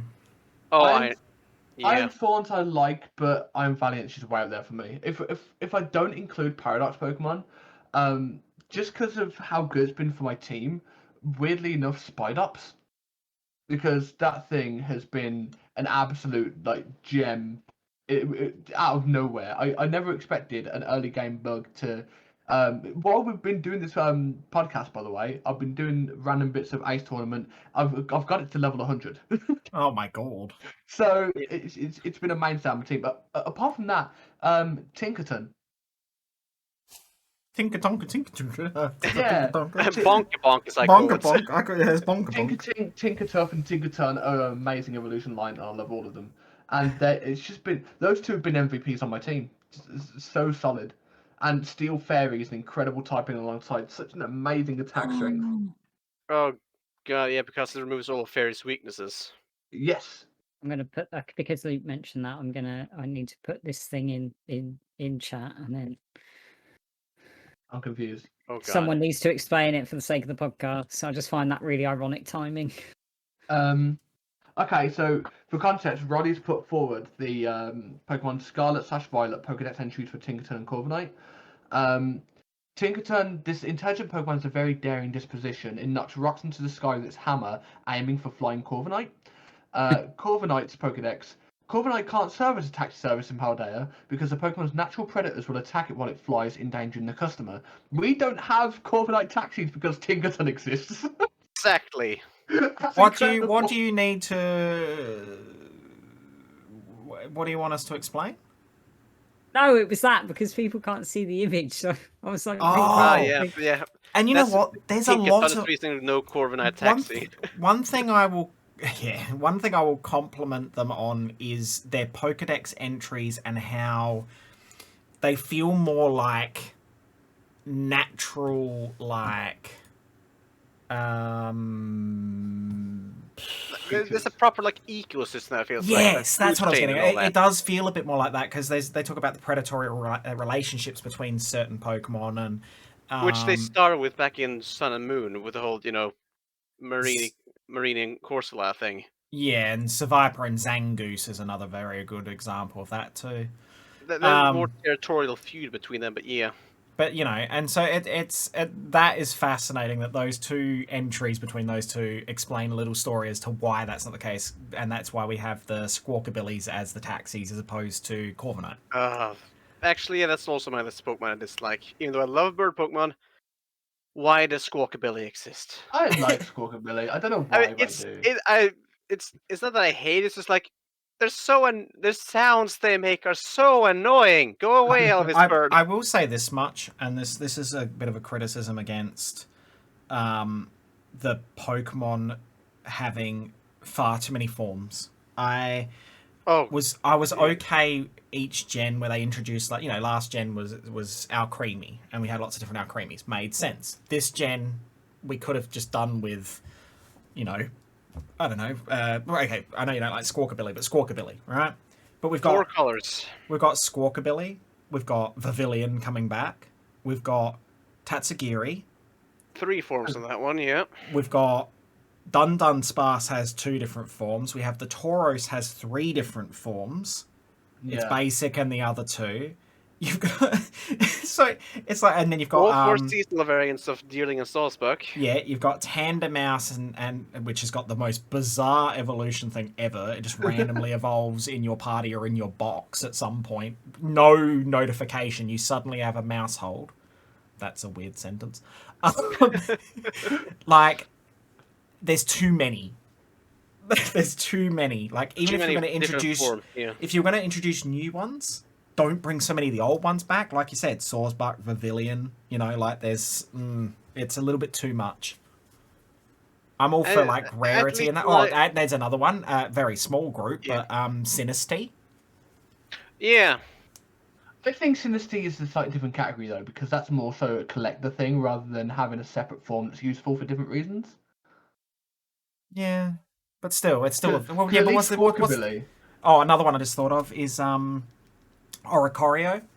Oh, yeah, but Oricorio again. That whole is basically like a Rotom, changes type depending on what. I know, but it's still variation. Squawkabilly, at least 2 forms have one set of abilities, 2 forms have another. So wait, really? Yeah. 2 of the forms have Intimidate as one of the abilities, and the other 2 have something else. I did not know that. It's still just lots of forms. I've done a lot of Pokemon research into But again, in that That's case, why I it could know. have had. In that case, it could have had 2 forms. That was it. Yeah, I agree with that. Yeah. But then actually no, I just thought of another one. Gastrodon. And Shellos. We've got East and West again in this as well, so you've got the pink ones and the blue ones. I mean, that's just aesthetic though. Like there's. Yeah, but that's the point. Is that you got Pavilion as aesthetic. You got bloody. Yeah, true. Yeah. There's so many that are just aesthetically different. Is there any difference between the Tatsugiris? No. Or are they just colours? Just colors, just a color and pattern. Just 3 different forms. Gastrodon, and I don't know if this is me backing up Gastrodon or backing up the gen it came from, but Gastrodon, it kind of made sense because Sinnoh it was dependent on what part of the region it was from. It wasn't just like a random 2 different kinds of. I mean, in this game, it's also this case of that they spawn in 2 different locations. Well, so that one in my mind is okay. I think they actually do spawn in East and West, actually. They do. They do. But it's like, why are the East and West the exact same in this region as East and West in all other regions? When it comes to Pokemon like Squawkabilly or Tatsugiri, they all spawn in different colours in the same areas, and I'm just confused as to why. Yeah, it's just Okay,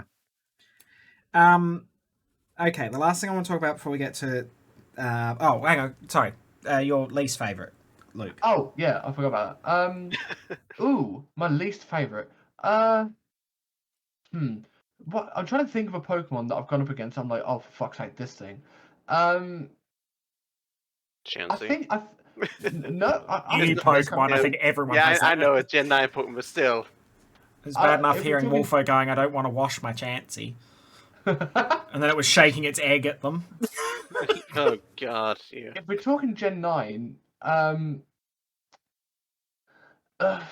there's 2 Pokemon I can think of. One of them isn't necessarily because I don't like it, which sounds weird. So I'll do that one first. I want to hear B's reaction. It's not because I don't like it. I just don't see the point of having one, considering the legendaries we have, and that's Cyclizar. I liked the idea of Cyclizar before the games came out, and then when they came out, I'm like, I'm never going to use this. I don't understand why. When, granted, we have the Koraidon/Miraidon we can't use till post game, but I guess it's because from a story perspective, it's where Koraidon and Miraidon not came from as such, but obviously it's the link. It's the link. link. It's a link, yeah. And the fact that it Plus, grounds. that's a very unique move. It does. Yeah, Shed Tail was an interesting move. I guess it's that link so that. You can explain why Koraidon and Miraidon both exist, considering at other ends of time. Yeah, and why they're so important to Paldea, because obviously Cyclizar are important for travel purposes within this region. And as Yes. the Dexter says, it's been like murals that date back 10,000 years, still aiding people then. So it's clearly a vital Pokemon to the region.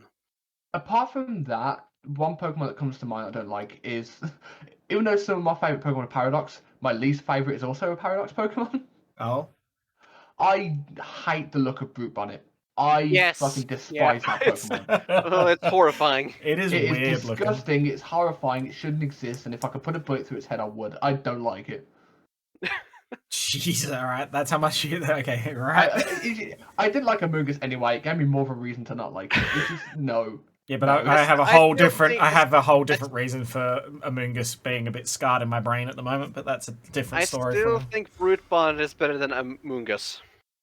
Agreed. But when it comes to Gen 9 Pokemon, Brute Bonnet is Yeah. one of these favorites. Which is really sad because I find Fungus very cute. They could have just left Fungus Fungus as is Fungus. adorable. I think and it Fungus was could like, have just been. "Ugh." I think Fungus could have just been Why? Fungus and not gone any further. For me personally, what makes Amoonguss more annoying and worse is the fact it had such an amazing presence in competitive in Generation 8, and I fucking hated it. I saw it in every single team, and I wanted to kill everyone who used it. It was so annoying. So, right. For me, very briefly, because I've spoken about it quite a bit on streams, 100% Daxman. I fucking love Daxman. It's adorable. If we were going to talk legendaries and stuff for a second here, Miraidon grew on me, and I think it's a lot to do with the storyline and the personality thing there. Because he's just. I wanted to give him a sandwich, you know. He just was cute. How right? can you not give him a sandwich? Well, Riley wasn't going to because you know he's just trying to steal my sandwich. That's what Riley said. That's what's happening. Am I wrong? Riley's gone quiet. Riley's trying. Riley, what? How do you feel about Miraidon and his sandwiches, huh? Or sorry, Koraidon. Well, no, you played Koraidon, I believe. Yes. That someone had to be the guinea pig for everyone and make that sacrifice. Okay. Did anyone here try to feed it the phone? Me. I'm sure Riley did as well. Or did you try to feed it the book? Oh my god. The adventure guide, the adventure guide, or whatever it is. One quick thing I will say. Shout out to a YouTuber that's definitely not ever going to see this, but Alvarad's done a couple of videos on the first playthrough of Pokemon Violet, and one line that stuck with me was, "If Miraidon likes sandwiches this much, someone needs to tell him about Subway." Holy shit! He will lose his mind. Oh my god. There's a lot of other ones that I really like, but yeah, Fuecoco has really set in my head because he's just adorable. I got a plush of him. That's how much I love how cute Fuecoco is. Least favorite, I am 100% on Petal's page. Anytime I see Toads crawl, I can literally feel my skin crawling. The way that thing moves, the way that thing is. It's tentacruel, but it's rigid and awful. It's tentacruel, but it's more Squidward. It's just like, and it just the way it's just everything about it is wrong, and I hate the way Toadstool runs around. It's just stupid. I hate them. They're unnecessary. They're worse than Wiglet and Wug Trio. Wiglet and Wug Trio I am not a huge fan of because it's literally Diglett but white. That's probably why they went Wug Trio.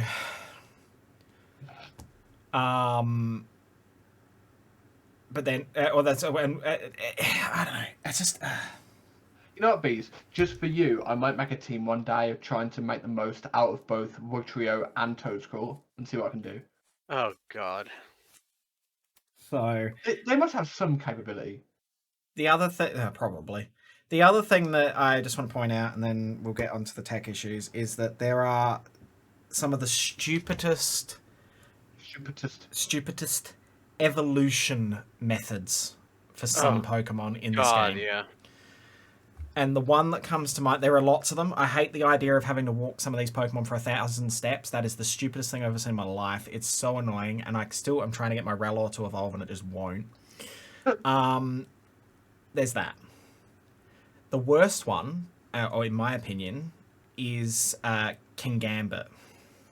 Now, I don't actually know how this evolves. I asked Bees before this started, and he said, I'm going to save it for the podcast. So Right. I actually don't know how this evolves. Get ready for a trail of how to evolve this stupid Pokemon, right? I know what it evolves from, but I don't know how. Right. First things first. You can't evolve it, apparently. This is not... I haven't verified this myself. That You I was can't- going to attempt to. Yeah, I was going to attempt You this method. can't evolve it from just any old Pawniard to Bishop that you've got. It needs to be a Bishop that is holding the leader's Leader's crest, which is an item. The only way to get a leader's crest is to catch said Bishop when it is in a group with Pawniard. Right. Once you've got one of those, that Bishop holding that item has to kill 3 other Bishops in that same situation. Yeah. And then after that, level up and it'll evolve into King Gambit. That sounds like some bullshit. It's The question is, so what I'm gonna try is, if that item, I can just put that on a bishop I've evolved from Pioneer, but not caught from a group. My To see if that understanding works. is no, but I am hoping that it is that case, because that will forgive it a little bit. But even then, that is the stupidest evolution thing ever. And how do you find that out? Like, That's a joke. it's... Yeah, but even how did Joe find this out? Is there information in the game that tells you this? Because if you're There not the must kind be. of... There's got to be. Because there's no way you accidentally stumble across that at all. Like, there's no way you stumble across that. Like, it was... I've just checked. So, Pawniard evolving into Bishop is annoying enough at level 52. And yeah, defeat 3 Bishop that hold a leader's crest, then level up. But the Bishop only hold a leader's crest if they're in a group with Pawniard. So it's like 4 Pawniard and a Bishop. They have to be one of those little hordes or little, like, packs that spawn. Which, word of advice, go to the bamboo forest. That's where you'll find them. But still, it's the most... question is if the whole, can you give the item to one that's evolved from Pioneer and it will still work? That's That what I'm gonna makes it try a out. little bit better, but even then, to Because get that if item, you- you still would have to catch said Bishop, like the first Bishop, and even if you didn't use that Bishop, you would still have to go through that process of getting the first Bishop to get the item to even give to your Bishop before your Bishop starts bashing up 3 other Bishops so that it turns into a King Gambit. Yeah, it's Oh, sorry, Pawniard. Oh, no, Bishop. Yeah, Bishop's the one that evolves. Yeah. It's so stupid. But I really hope you can, because then what is even the point of having a Pawniard and training it up and all that if it cannot evolve into King Gambit? I don't know. Are you keeping up with this, Riley?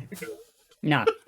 If it makes you feel better, nobody would be keeping up with this. This is bullshit. This is utter bullshit.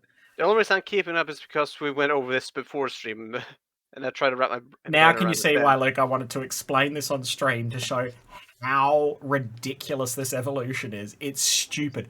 We've had some we've had some terrible ones, and the other one I can think of, oh god, it was a specific. There was a Annihilate? No, that one's been done before, where you got to use a move so many times. Finison into Palafin? That one's weird. No, I'm not even Because, thinking I in mean- this game. There was a game, was it last gen or the gen before, where you had to take a specific Pokemon to a specific location for it to be able to evolve, and it had to be at a specific level. Oh, wait, no. There You is, mean Rodriguez? yeah, I was thinking glaring your mask into Runerigus, yeah. Yes. Because that had to be below a certain amount of HP, but not dead, and then walk under a certain rock in the wild area. It was At some a certain time of day. it was something stupid like that. And it's even in like Legends Arceus, because there's no easy way to determine when there's a full moon. You've to be able to evolve Ursaluna. fucking It was like had to be a Ursaluna, full that moon evolution. with a Ugh. peat block. Real talk, it took me straight up 4 days to get that people up, by the way. I could not find one. That's not finding one on purpose. That is where Everyone else found one playing through the game. I never did. that is where there's a fine line between interesting evolution and things just being complicated for the stupid reason of being complicated. That's where there is an issue. If it's over, if it's past, fun and engaging to the point of convoluted, then you've done something wrong. Talking about evolutions we don't know, real quick. Evolutions that people don't know how people have found out. Remember Malamar in Gen 6? Oh my god, Yes, having to hold your Who thought of 3DS holding upside their DS down. upside down? Who thought of that? Probably That- someone who likes playing while lying in bed upside down, maybe. I don't know. I did that as a kid. Sometimes, like It's while reading or playing. it's just getting, they're getting to the point where I think they're trying to be too creative. I know that sounds like a weird concept, but like I No, would I welcome that, but at least make it fun and not like. yeah, but that's the point, is that the creativity has gone so far past the point that whilst it's kind of interesting, it's painful to do so. I also don't like the idea of, I haven't seen the second evolution because I know I've found out that it evolves. Gimmighoul evolves. I have seen it. I have seen it purely because of the reason of it has a very, very broken ability. That's why I know. But to have to collect 999 Gimmighoul coins? Why? Why? Well, I'm not too far. If I quickly check mine, I'm not. I mean, too I'm far close off. now, but for You're those getting who close, don't, yeah, but just yeah, like, it's why? still. Anyway, that's the dodgy evolutions. They're getting too far creative wise. Like, I don't mind a bit of creativity, but like when you're having to do a very specific set of circumstances to get something to evolve, and it's a grind to do so, it takes the fun out of it. I have 726. There you go. Okay. Let's talk about a positive. We're going to talk about some tech stuff here, but there is some positives, right? The things that they did right. The connectivity between multiplayer and participating in trades, dens, multiplayer, etc. Forget the frame rate issues here. I'm just talking pure connectivity. Is vastly improved on the Sword and Shield method. Vastly improved. It took you 9 generations, but you finally got there. It's not a chore. We don't have to come up with our own codes unless you're doing like a link trade, which makes sense. But if you're going to start a raid or going to start people to join, it just gives you a random code. It randomizes it. You use it. Off you go. Beautiful. Fantastic. I think they've done that really, really well. I think the world, in regards to the art style, me personally, I like it. Yes. I do like the art style. There's been a lot of people going, it doesn't look good, and I think that they're trying to make it look like a real world, as in like Either even more realistic or more like it was before, basically. It's but you can't have like 2D assets in a 3D world. That would be weird. exactly. But you can't also, I don't want my Pokemon looking like Detective Pikachu. Because how do you feel about that, Riley? Like, what's your thoughts on forget the obviously the glaring issues, which is the thing we're going to talk about at the end, is the art style of this game? I don't mind it, to be fair. Yeah, I think it's fine. It's not as vibrant as BDSP, which is good, and it's not as glitchy / dull as Legends. I think it's a nice, in terms of gens, it's a nice continuation from Sword and Shield, because we haven't suddenly downsized by like 90%. We're still a full human character, and the Pokemon have textures. But they're not so textured to the point that they look real. They're textured to give them a bit of depth, as opposed to, because I like the fact that, like, you look at Dragonite, he's got a little bit of like scale texture. You look at like Pokemon that are meant to have, it's shiny, yeah. And I like what they did. Fur on camera, and exactly. It's just enough detail to give it a bit of depth without it being like. It's not just flat color anymore, the actual texture. Because if they bring out a game and Mr. Mime looks like it does in that movie, I'm not playing. Because it's horrific. I'd like to say the same, but I'm a Pokemon fanboy. I definitely would. I don't know if I could. I would play it, but I would be on a mission to exterminate every Mr. Mime I come across. I literally would feel extremely uncomfortable. I mean, I'm uncomfortable with Toad's Crawl. You know, like, is there anything about it visually where you go, doesn't work? Does this include like visuals linked to performance or no? No. We'll get to the because performance that's where issues. I'll get onto it in a second then, but that's where the line blurs a little bit. It is hard to differentiate between that, and I think that's where the big issue is on Twitter, is that people can't differentiate between the performance issues versus the design choices. But as design choices and visuals go, I think it works well with the kind of game it's trying to be, because it's still a Pokemon game, but go and explore and see what we got in the world, and it works because everything looks all right. It looks pretty good, and the Pokemon look the same in the other world as they do when you engage them in a battle, and that consistency helps because there's no, like, for example, BDSP, where it's got like I know that is the art style of the game, which is not a bad thing, but you got the chibi style, which is like the original games, and then you go into the battle and all of a sudden you're a full size human. Yeah, it is a little bit inconsistent, isn't it? But like that's its art style. But like this game knows what its art style is, and its art style is consistent throughout the time. Human size to Pokemon size. The Pokemon size is fucking nailed down. I didn't realize how small Sinistee was. Oh, but then it's also Rookity as well. It's tiny. Yeah, but as much as I appreciate that. Oh my god, from a just a purely like frustration standpoint, the number of times I've ran into something because I just didn't see it because it's so tiny. Like not Floette. Well, they're tiny too. Flabebe. Flabebe. So yeah. I mean, I love the art style, and I agree with Riley in that it's kind of like it's not as. I mean, I found Legends Arceus a nice art style, but it had flaws. I found Sword and Shield was a good step in the right direction. I do agree. I'm glad that they kind of left the BDSP because that's more faithful to the older style of game. But then it also, they were trying to make it like, oh, but then it's also kind of 3D, and then it was also kind of like, you know, and I enjoyed BDSP, but there are some weird things about that.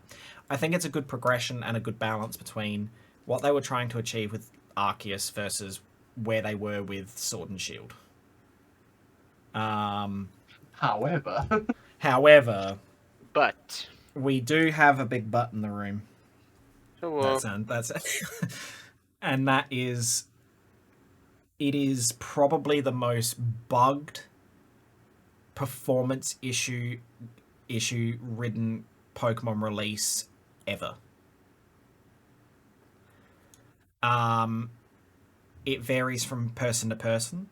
I have had minimal issues versus other people.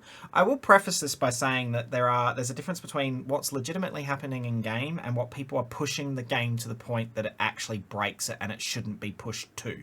I'm not saying a game should break, but I feel like there has been a lot of exploitative stuff just purely for clicks and purely for notoriety of putting that information out to make it look bad. I do think there has been a lot of that.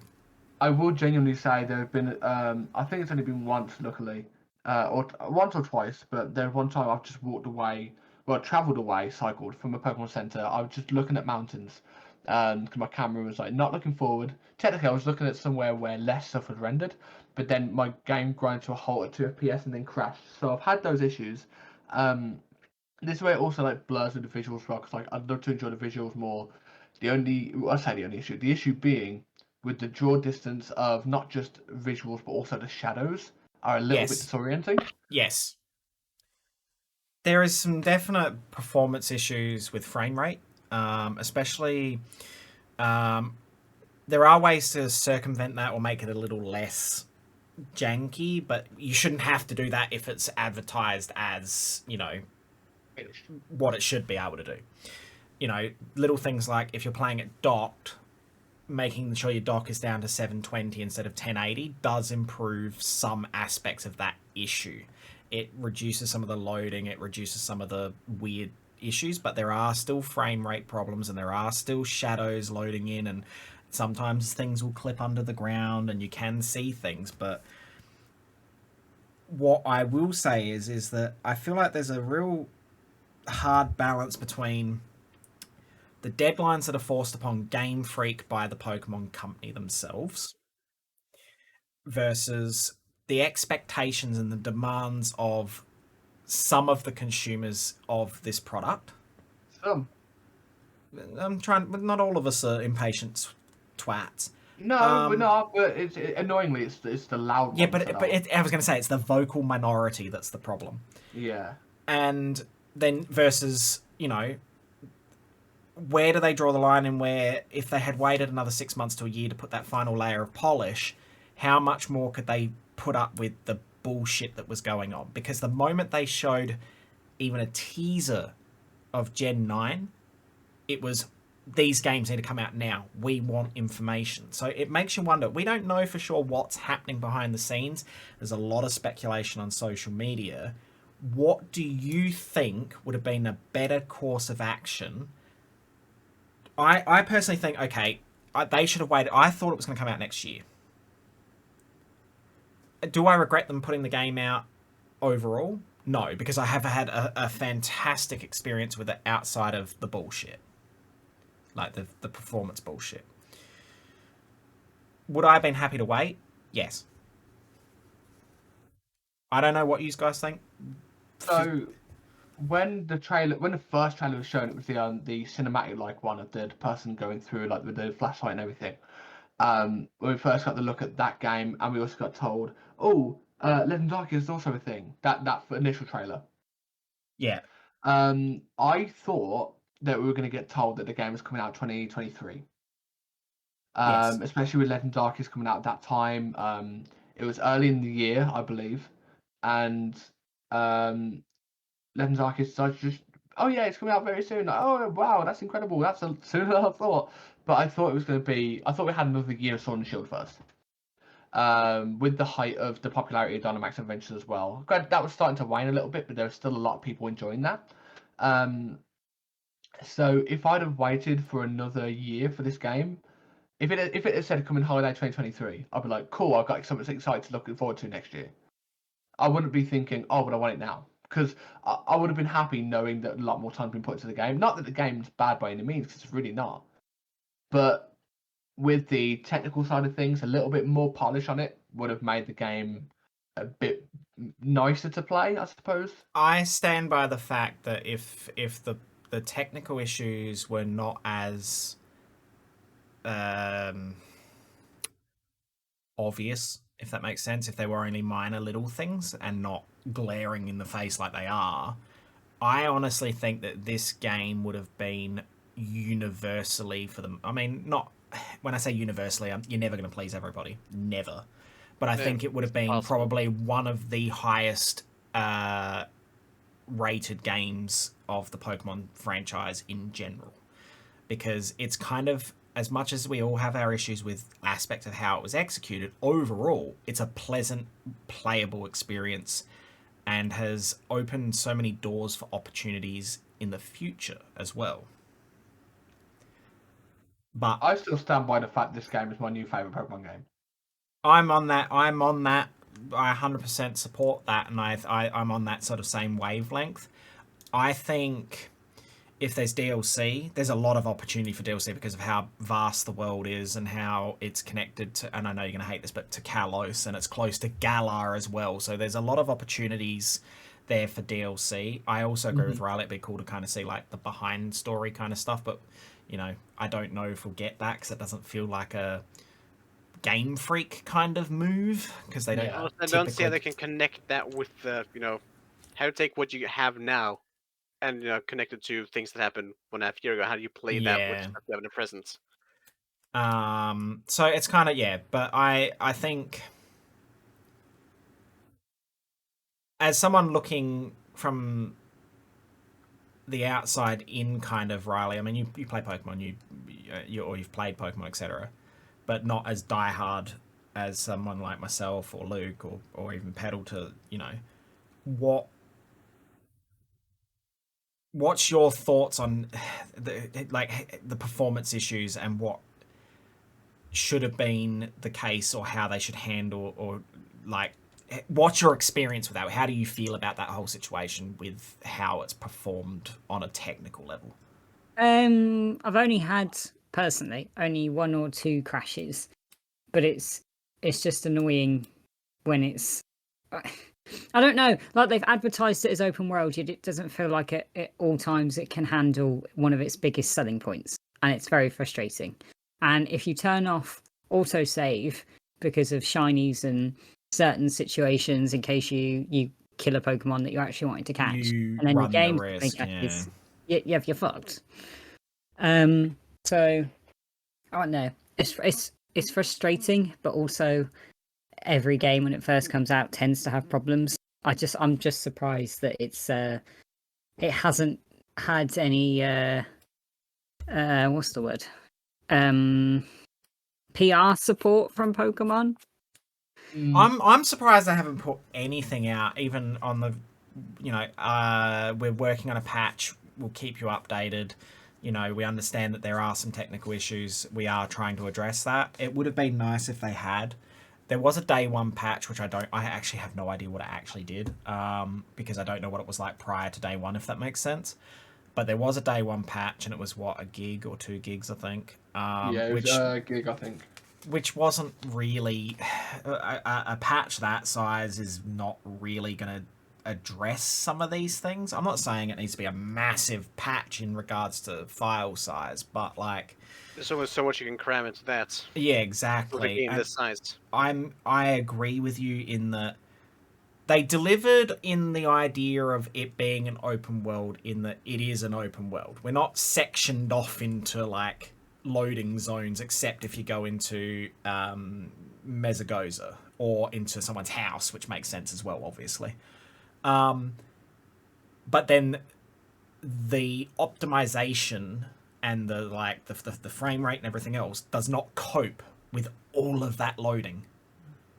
And that doesn't come down to hardware, because at the end of the day, yes, the Switch is not as powerful as a PlayStation or an Xbox. However, there are other games with open worlds around the same size that are functioning way better than what this is.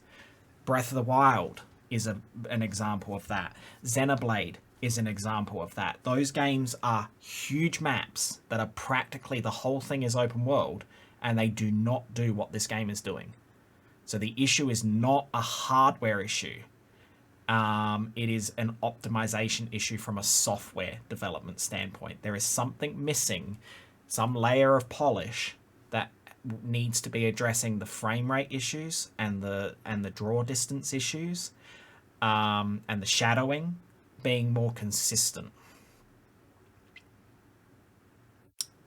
If they addressed that, then I think it would be more universally enjoyed. I just don't know if the Pokemon Company / Game Freak can win in that sense, because if they addressed it or not, because it's been it's such a polarizing series now, right? Where you got so many people that are diehard fans that can still point out flaws, but will still defend the game. And you got on either side of that, you got the diehard fans that will bless everything that they do. Everything they do is correct. How dare you say something bad about the game? And you'll always have the people that will always have anything negative to say about the game without looking at what it does well. And even if they just said, if anything, if they say something publicly, I personally think, and you can disagree, I think that will be shooting themselves in the foot. Because even if they tell people that they are working on something, the next complaint will be, well, it should have been done sooner. They're not going to win. So, if anything, I suppose ignorance is bliss in one way. I would also like to know that something's being worked on, but I understand them not saying anything because they're going to be shooting themselves in the foot whether they say something or not. There's always going to be a huge, loud group of people that will say this wasn't done sooner then, because they've waited for a while to say something. As you pointed out, we've been surprised haven't said anything. If they say something now, the comment will be, "It's been too long for a wait. Why is it taking this long for you to say something?" They kind of do. They're damned if you do, damned if you don't kind of situation. Exactly. And as much as I'd like to see something just for my own personal, like, okay, they're addressing it. I can see that from a PR standpoint, it's like people are just going to go, "Oh, you're just saying this now to make us feel better to cover your own asses." Exactly. And then you get people saying, "Are you saying this just to keep us quiet, or are you actually working on something?" Because then after that, people want proof, and that's what they're not going to do. And if they do that too late, they're also going to be they can't win. Do you feel like the the reason why this has become such a viral thing as well is because it's Pokemon. I think it's a mix of the fact that it's Pokemon and the fact that we live in an age where everyone's entitled. I've mentioned this in like different podcasts, actually with yourself before, for different reasons. Yeah. But we live in an age where everything we want is on demand. So if there's something that we want that people don't get straight away, they get entitled because they think they deserve everything instantly because of your YouTubes and your Netflixes and your Amazon Primes. Everything's there when you want it. You know, So see, Riley and I have had this conversation as well, though, in the. I think there's also this level of like post-pandemic. I know, you know, with COVID's still a thing, obviously, but there's this post-pandemic, like, everyone's come out of the woodwork after being shut up for a couple of years, and is like, it's like they've bottled up all their vitriol and nastiness. Don't get me wrong, there was a lot of it during the pandemic, and this is just yet another easy target for everyone to go, you know what, we're angry, we're frustrated, let's just yell at it. And there seems to be a lot of that, and it's that sense of, I care about me, I don't care about you. Then we've had that pre-pandemic because we had that with the release of Sword and Shield, which is Yeah, but this happens every time a Pokemon game comes out. Luke. Hello. This is like a whole different toxic cesspool, though. It is, and the Pokemon community does not do itself any favors because again, it's a loud lot. It's not. It's Yeah, not but the I majority. feel like it's the combination of the Pokemon community do this every time there's a new game, because there's a certain you're never going to please everyone within a community, and it happens in all communities. You know, I can think of an example without going, you know, too far away from Pokemon. It's like Resident Evil. When Resident Evil 7 Biohazard came out, people were like, this is not Resident Evil. This is not at all. And there were people who were like, this is a great opportunity to set a new tone and a new future for this game. Let's give it a go. And look where it took it. It took it to Village, and Village was an amazing experience that most, if not the bulk of, people enjoyed. Full stop. In this situation, though, as Riley said, you've got the Pokemon community who are very vocal, but then you've also got this extra layer of toxicity. I'm drawing a diagram on my piece of paper here for some reason. Oh yes, because people can. I literally just drew a circle and drew an arrow.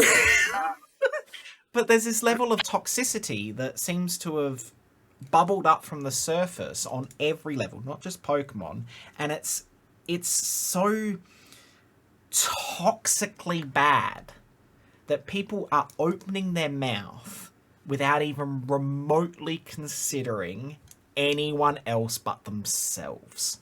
Holy shit! Welcome to social media. But like, no, Yeah, but it's on a bad. whole new level of just like that. We've always even before social media became the big thing. There's always been people who are vocal and nasty, right? But in this last, say, 12 to 18 months, it's gone from being something that happens all the time to like prevalent to the point that it is smothering people emotionally. Like, it literally is. I feel drained and I'm not even engaging in this toxicity. And then you got people like Riley who deal with people coming to commission, and it's like, literal example. Riley's in hospital, as you know. I love this one. And Love sorry, I know it comes up a lot, but it's a very good example of Riley's in hospital recovering from major surgery, and someone goes, well, you could have took your laptop to the hospital to do my work. Huh? Love it. I love that one. Like, It's just. and this is what's happening, is literally people are going, you know, this game was in development, and this is not making excuses for Game Freak, because this happened with all games. All games have gotten to a point that a day one patch is almost necessity, right? Gone are the days we had a disc, and if there was a problem, there was a problem. Like, we just couldn't do anything about it. They had to be more thorough about it. But they've got the opportunity now, because of the digital age in which they can just send data to us, that there's always a day one patch.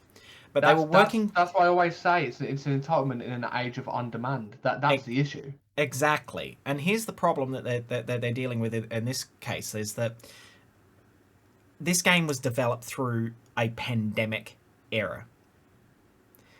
They had to work from home. They had to deal with a lot of that. People can't say, oh yeah, but the pandemic's been over the last 12 months.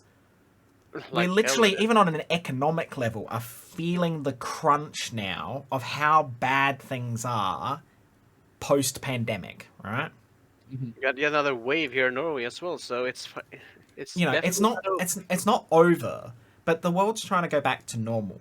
No one seems to want to give any company at all a little bit of like, okay, if you're willing to address the little issues and do the you know the patches and everything else and keep it sort of semi-transparent, and even when they do, it doesn't work because people are like, no, I bought this game, it doesn't function. I'm tired of seeing on social media that this game is unplayable because that is bullshit. It's plain and simple. This game is not unplayable. There are worse games out there that have had less criticism than what this game is getting. Is it not? Is it perfect? No, not at all. There are glaring issues with it.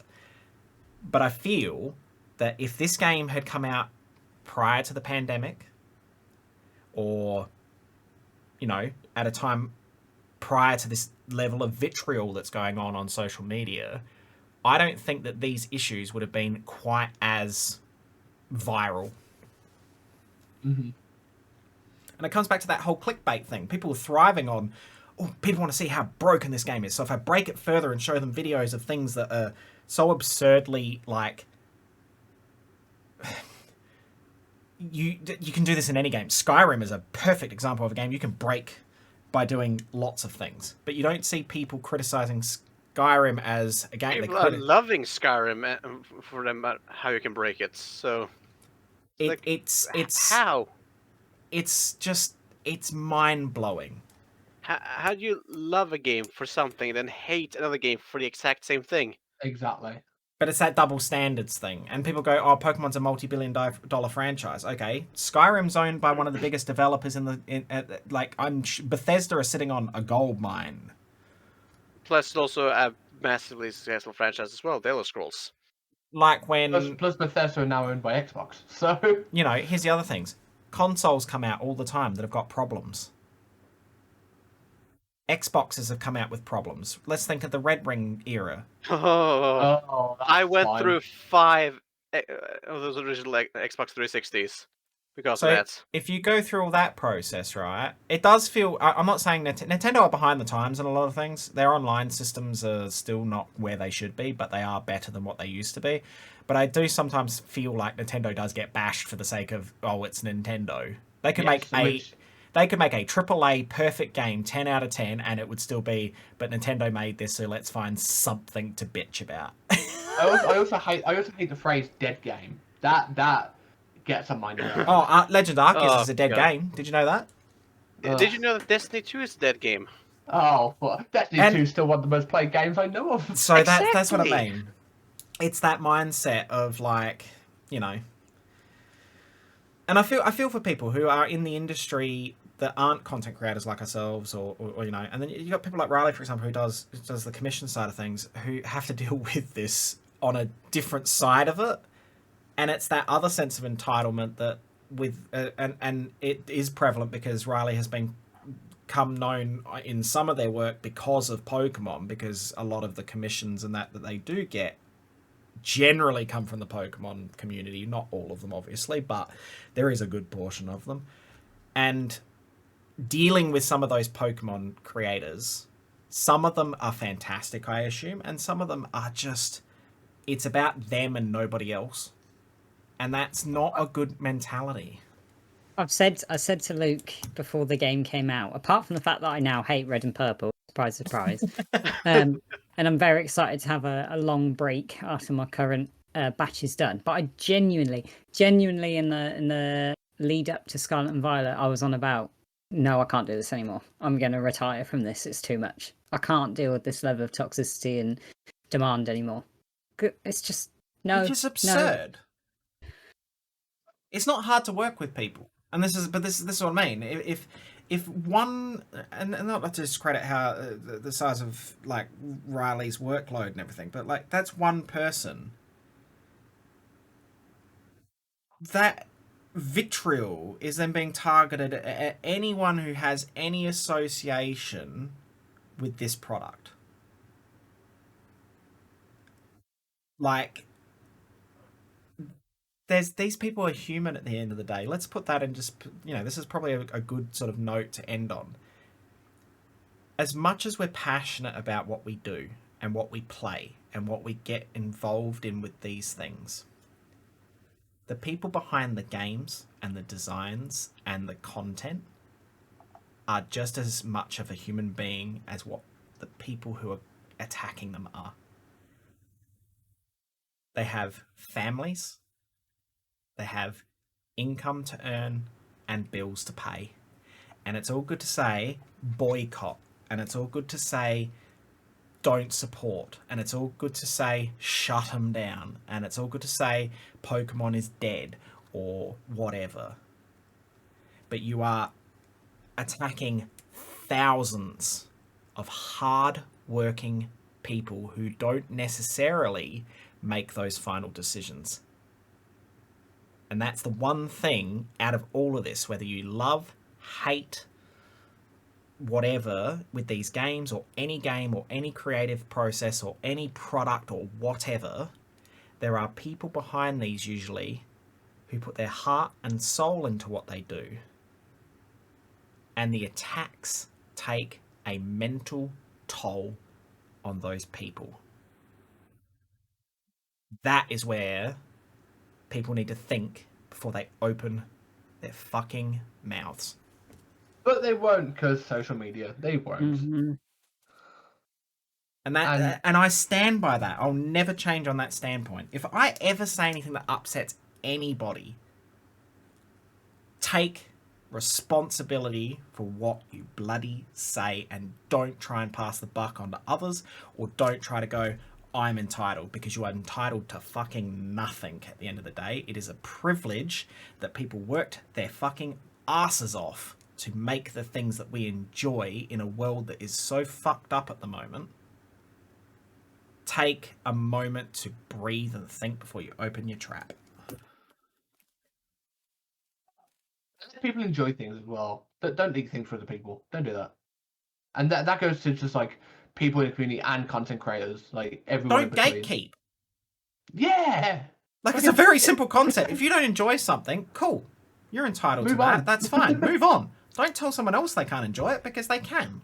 And you can't stop them from enjoying it. Do you dislike this thing, or do you dislike the fact that I like it? Exactly. Couldn't have said it any better. Anyway, overall, if the technical issues get addressed, an amazing experience overall is my thoughts on the game. Still my new favorite Pokemon game. Easily. Oh yeah. Any closing thoughts, Riley? It's a Pokemon game. It's for kids. That's all I'm gonna say. Actually, that's a good fucking point. That it's not for us; it's for kids. And I think that's the other thing they have trouble balancing as a company, because people say, oh, these games are getting too easy. No, as gamers who have been playing Pokemon for a long time, we're experienced at playing these games. So yes, it's going to feel easier. Full stop. Yeah, just enjoy what you enjoy. This game is incredible. It has its flaws, but look, What game does? Don't take it too seriously and enjoy the ride. Yeah, I've been enjoying the hell out of online co-op in this game. Like, it's been so fun. I've had my issues, sure, but this story is one of the strongest Pokemon stories I've ever played, from beginning to end. Like, consistency as well. And if you haven't, like, if you're listening to this and you still haven't completed the main story, I don't think we've said any major plot points at the very end of the story in this podcast. All I'm going to say is I won't spoil the ending for anyone, even though, we've covered a lot of other spoilish things. You need to experience the end of this game, because when the three storylines sort of merge back together, it takes a very interesting, dramatic turn that I didn't anticipate at all. Yeah, but I think that's a good point to end it on.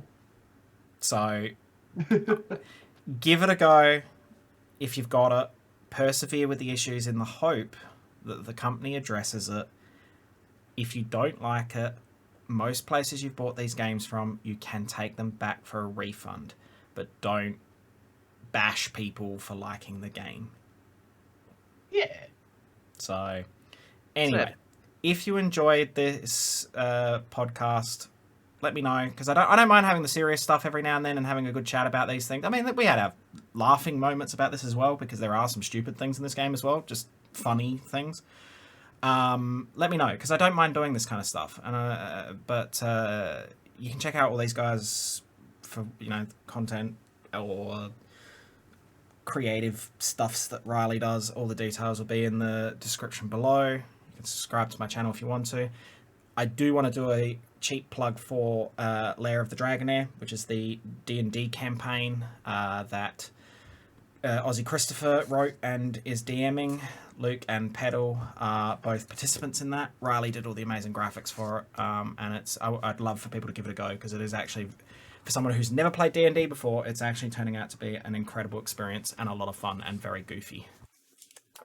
So far, it has been a blast. It's been really fun. So give it a go. You'll find it on my channel. Episode 1 is already out. Episode 2 will be out very soon. And I'm going to do a cheap plug as well. I haven't streamed in a while. I am aware of that. But if you like the competitive side of Pokemon, that's going to be something I'm going to be getting into in this generation.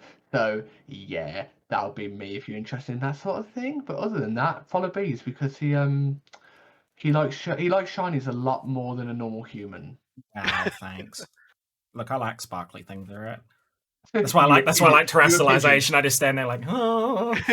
You are a pigeon. But yeah, thank you for watching. I know this has been a longer podcast than normal, but there was a lot to cover, positives, negatives. But you did say it was going to be a special episode. It is a special episode, because it's not often that I want to talk about this kind of stuff in detail, but it was something that I felt very passionate about, and I know lots of people around me have also had varying thoughts along those lines as well. So thank you for watching. And yeah, make sure you check out all the other content on my channel, and we will see you or talk to you next time. Thanks for watching, guys. Bye. Bye.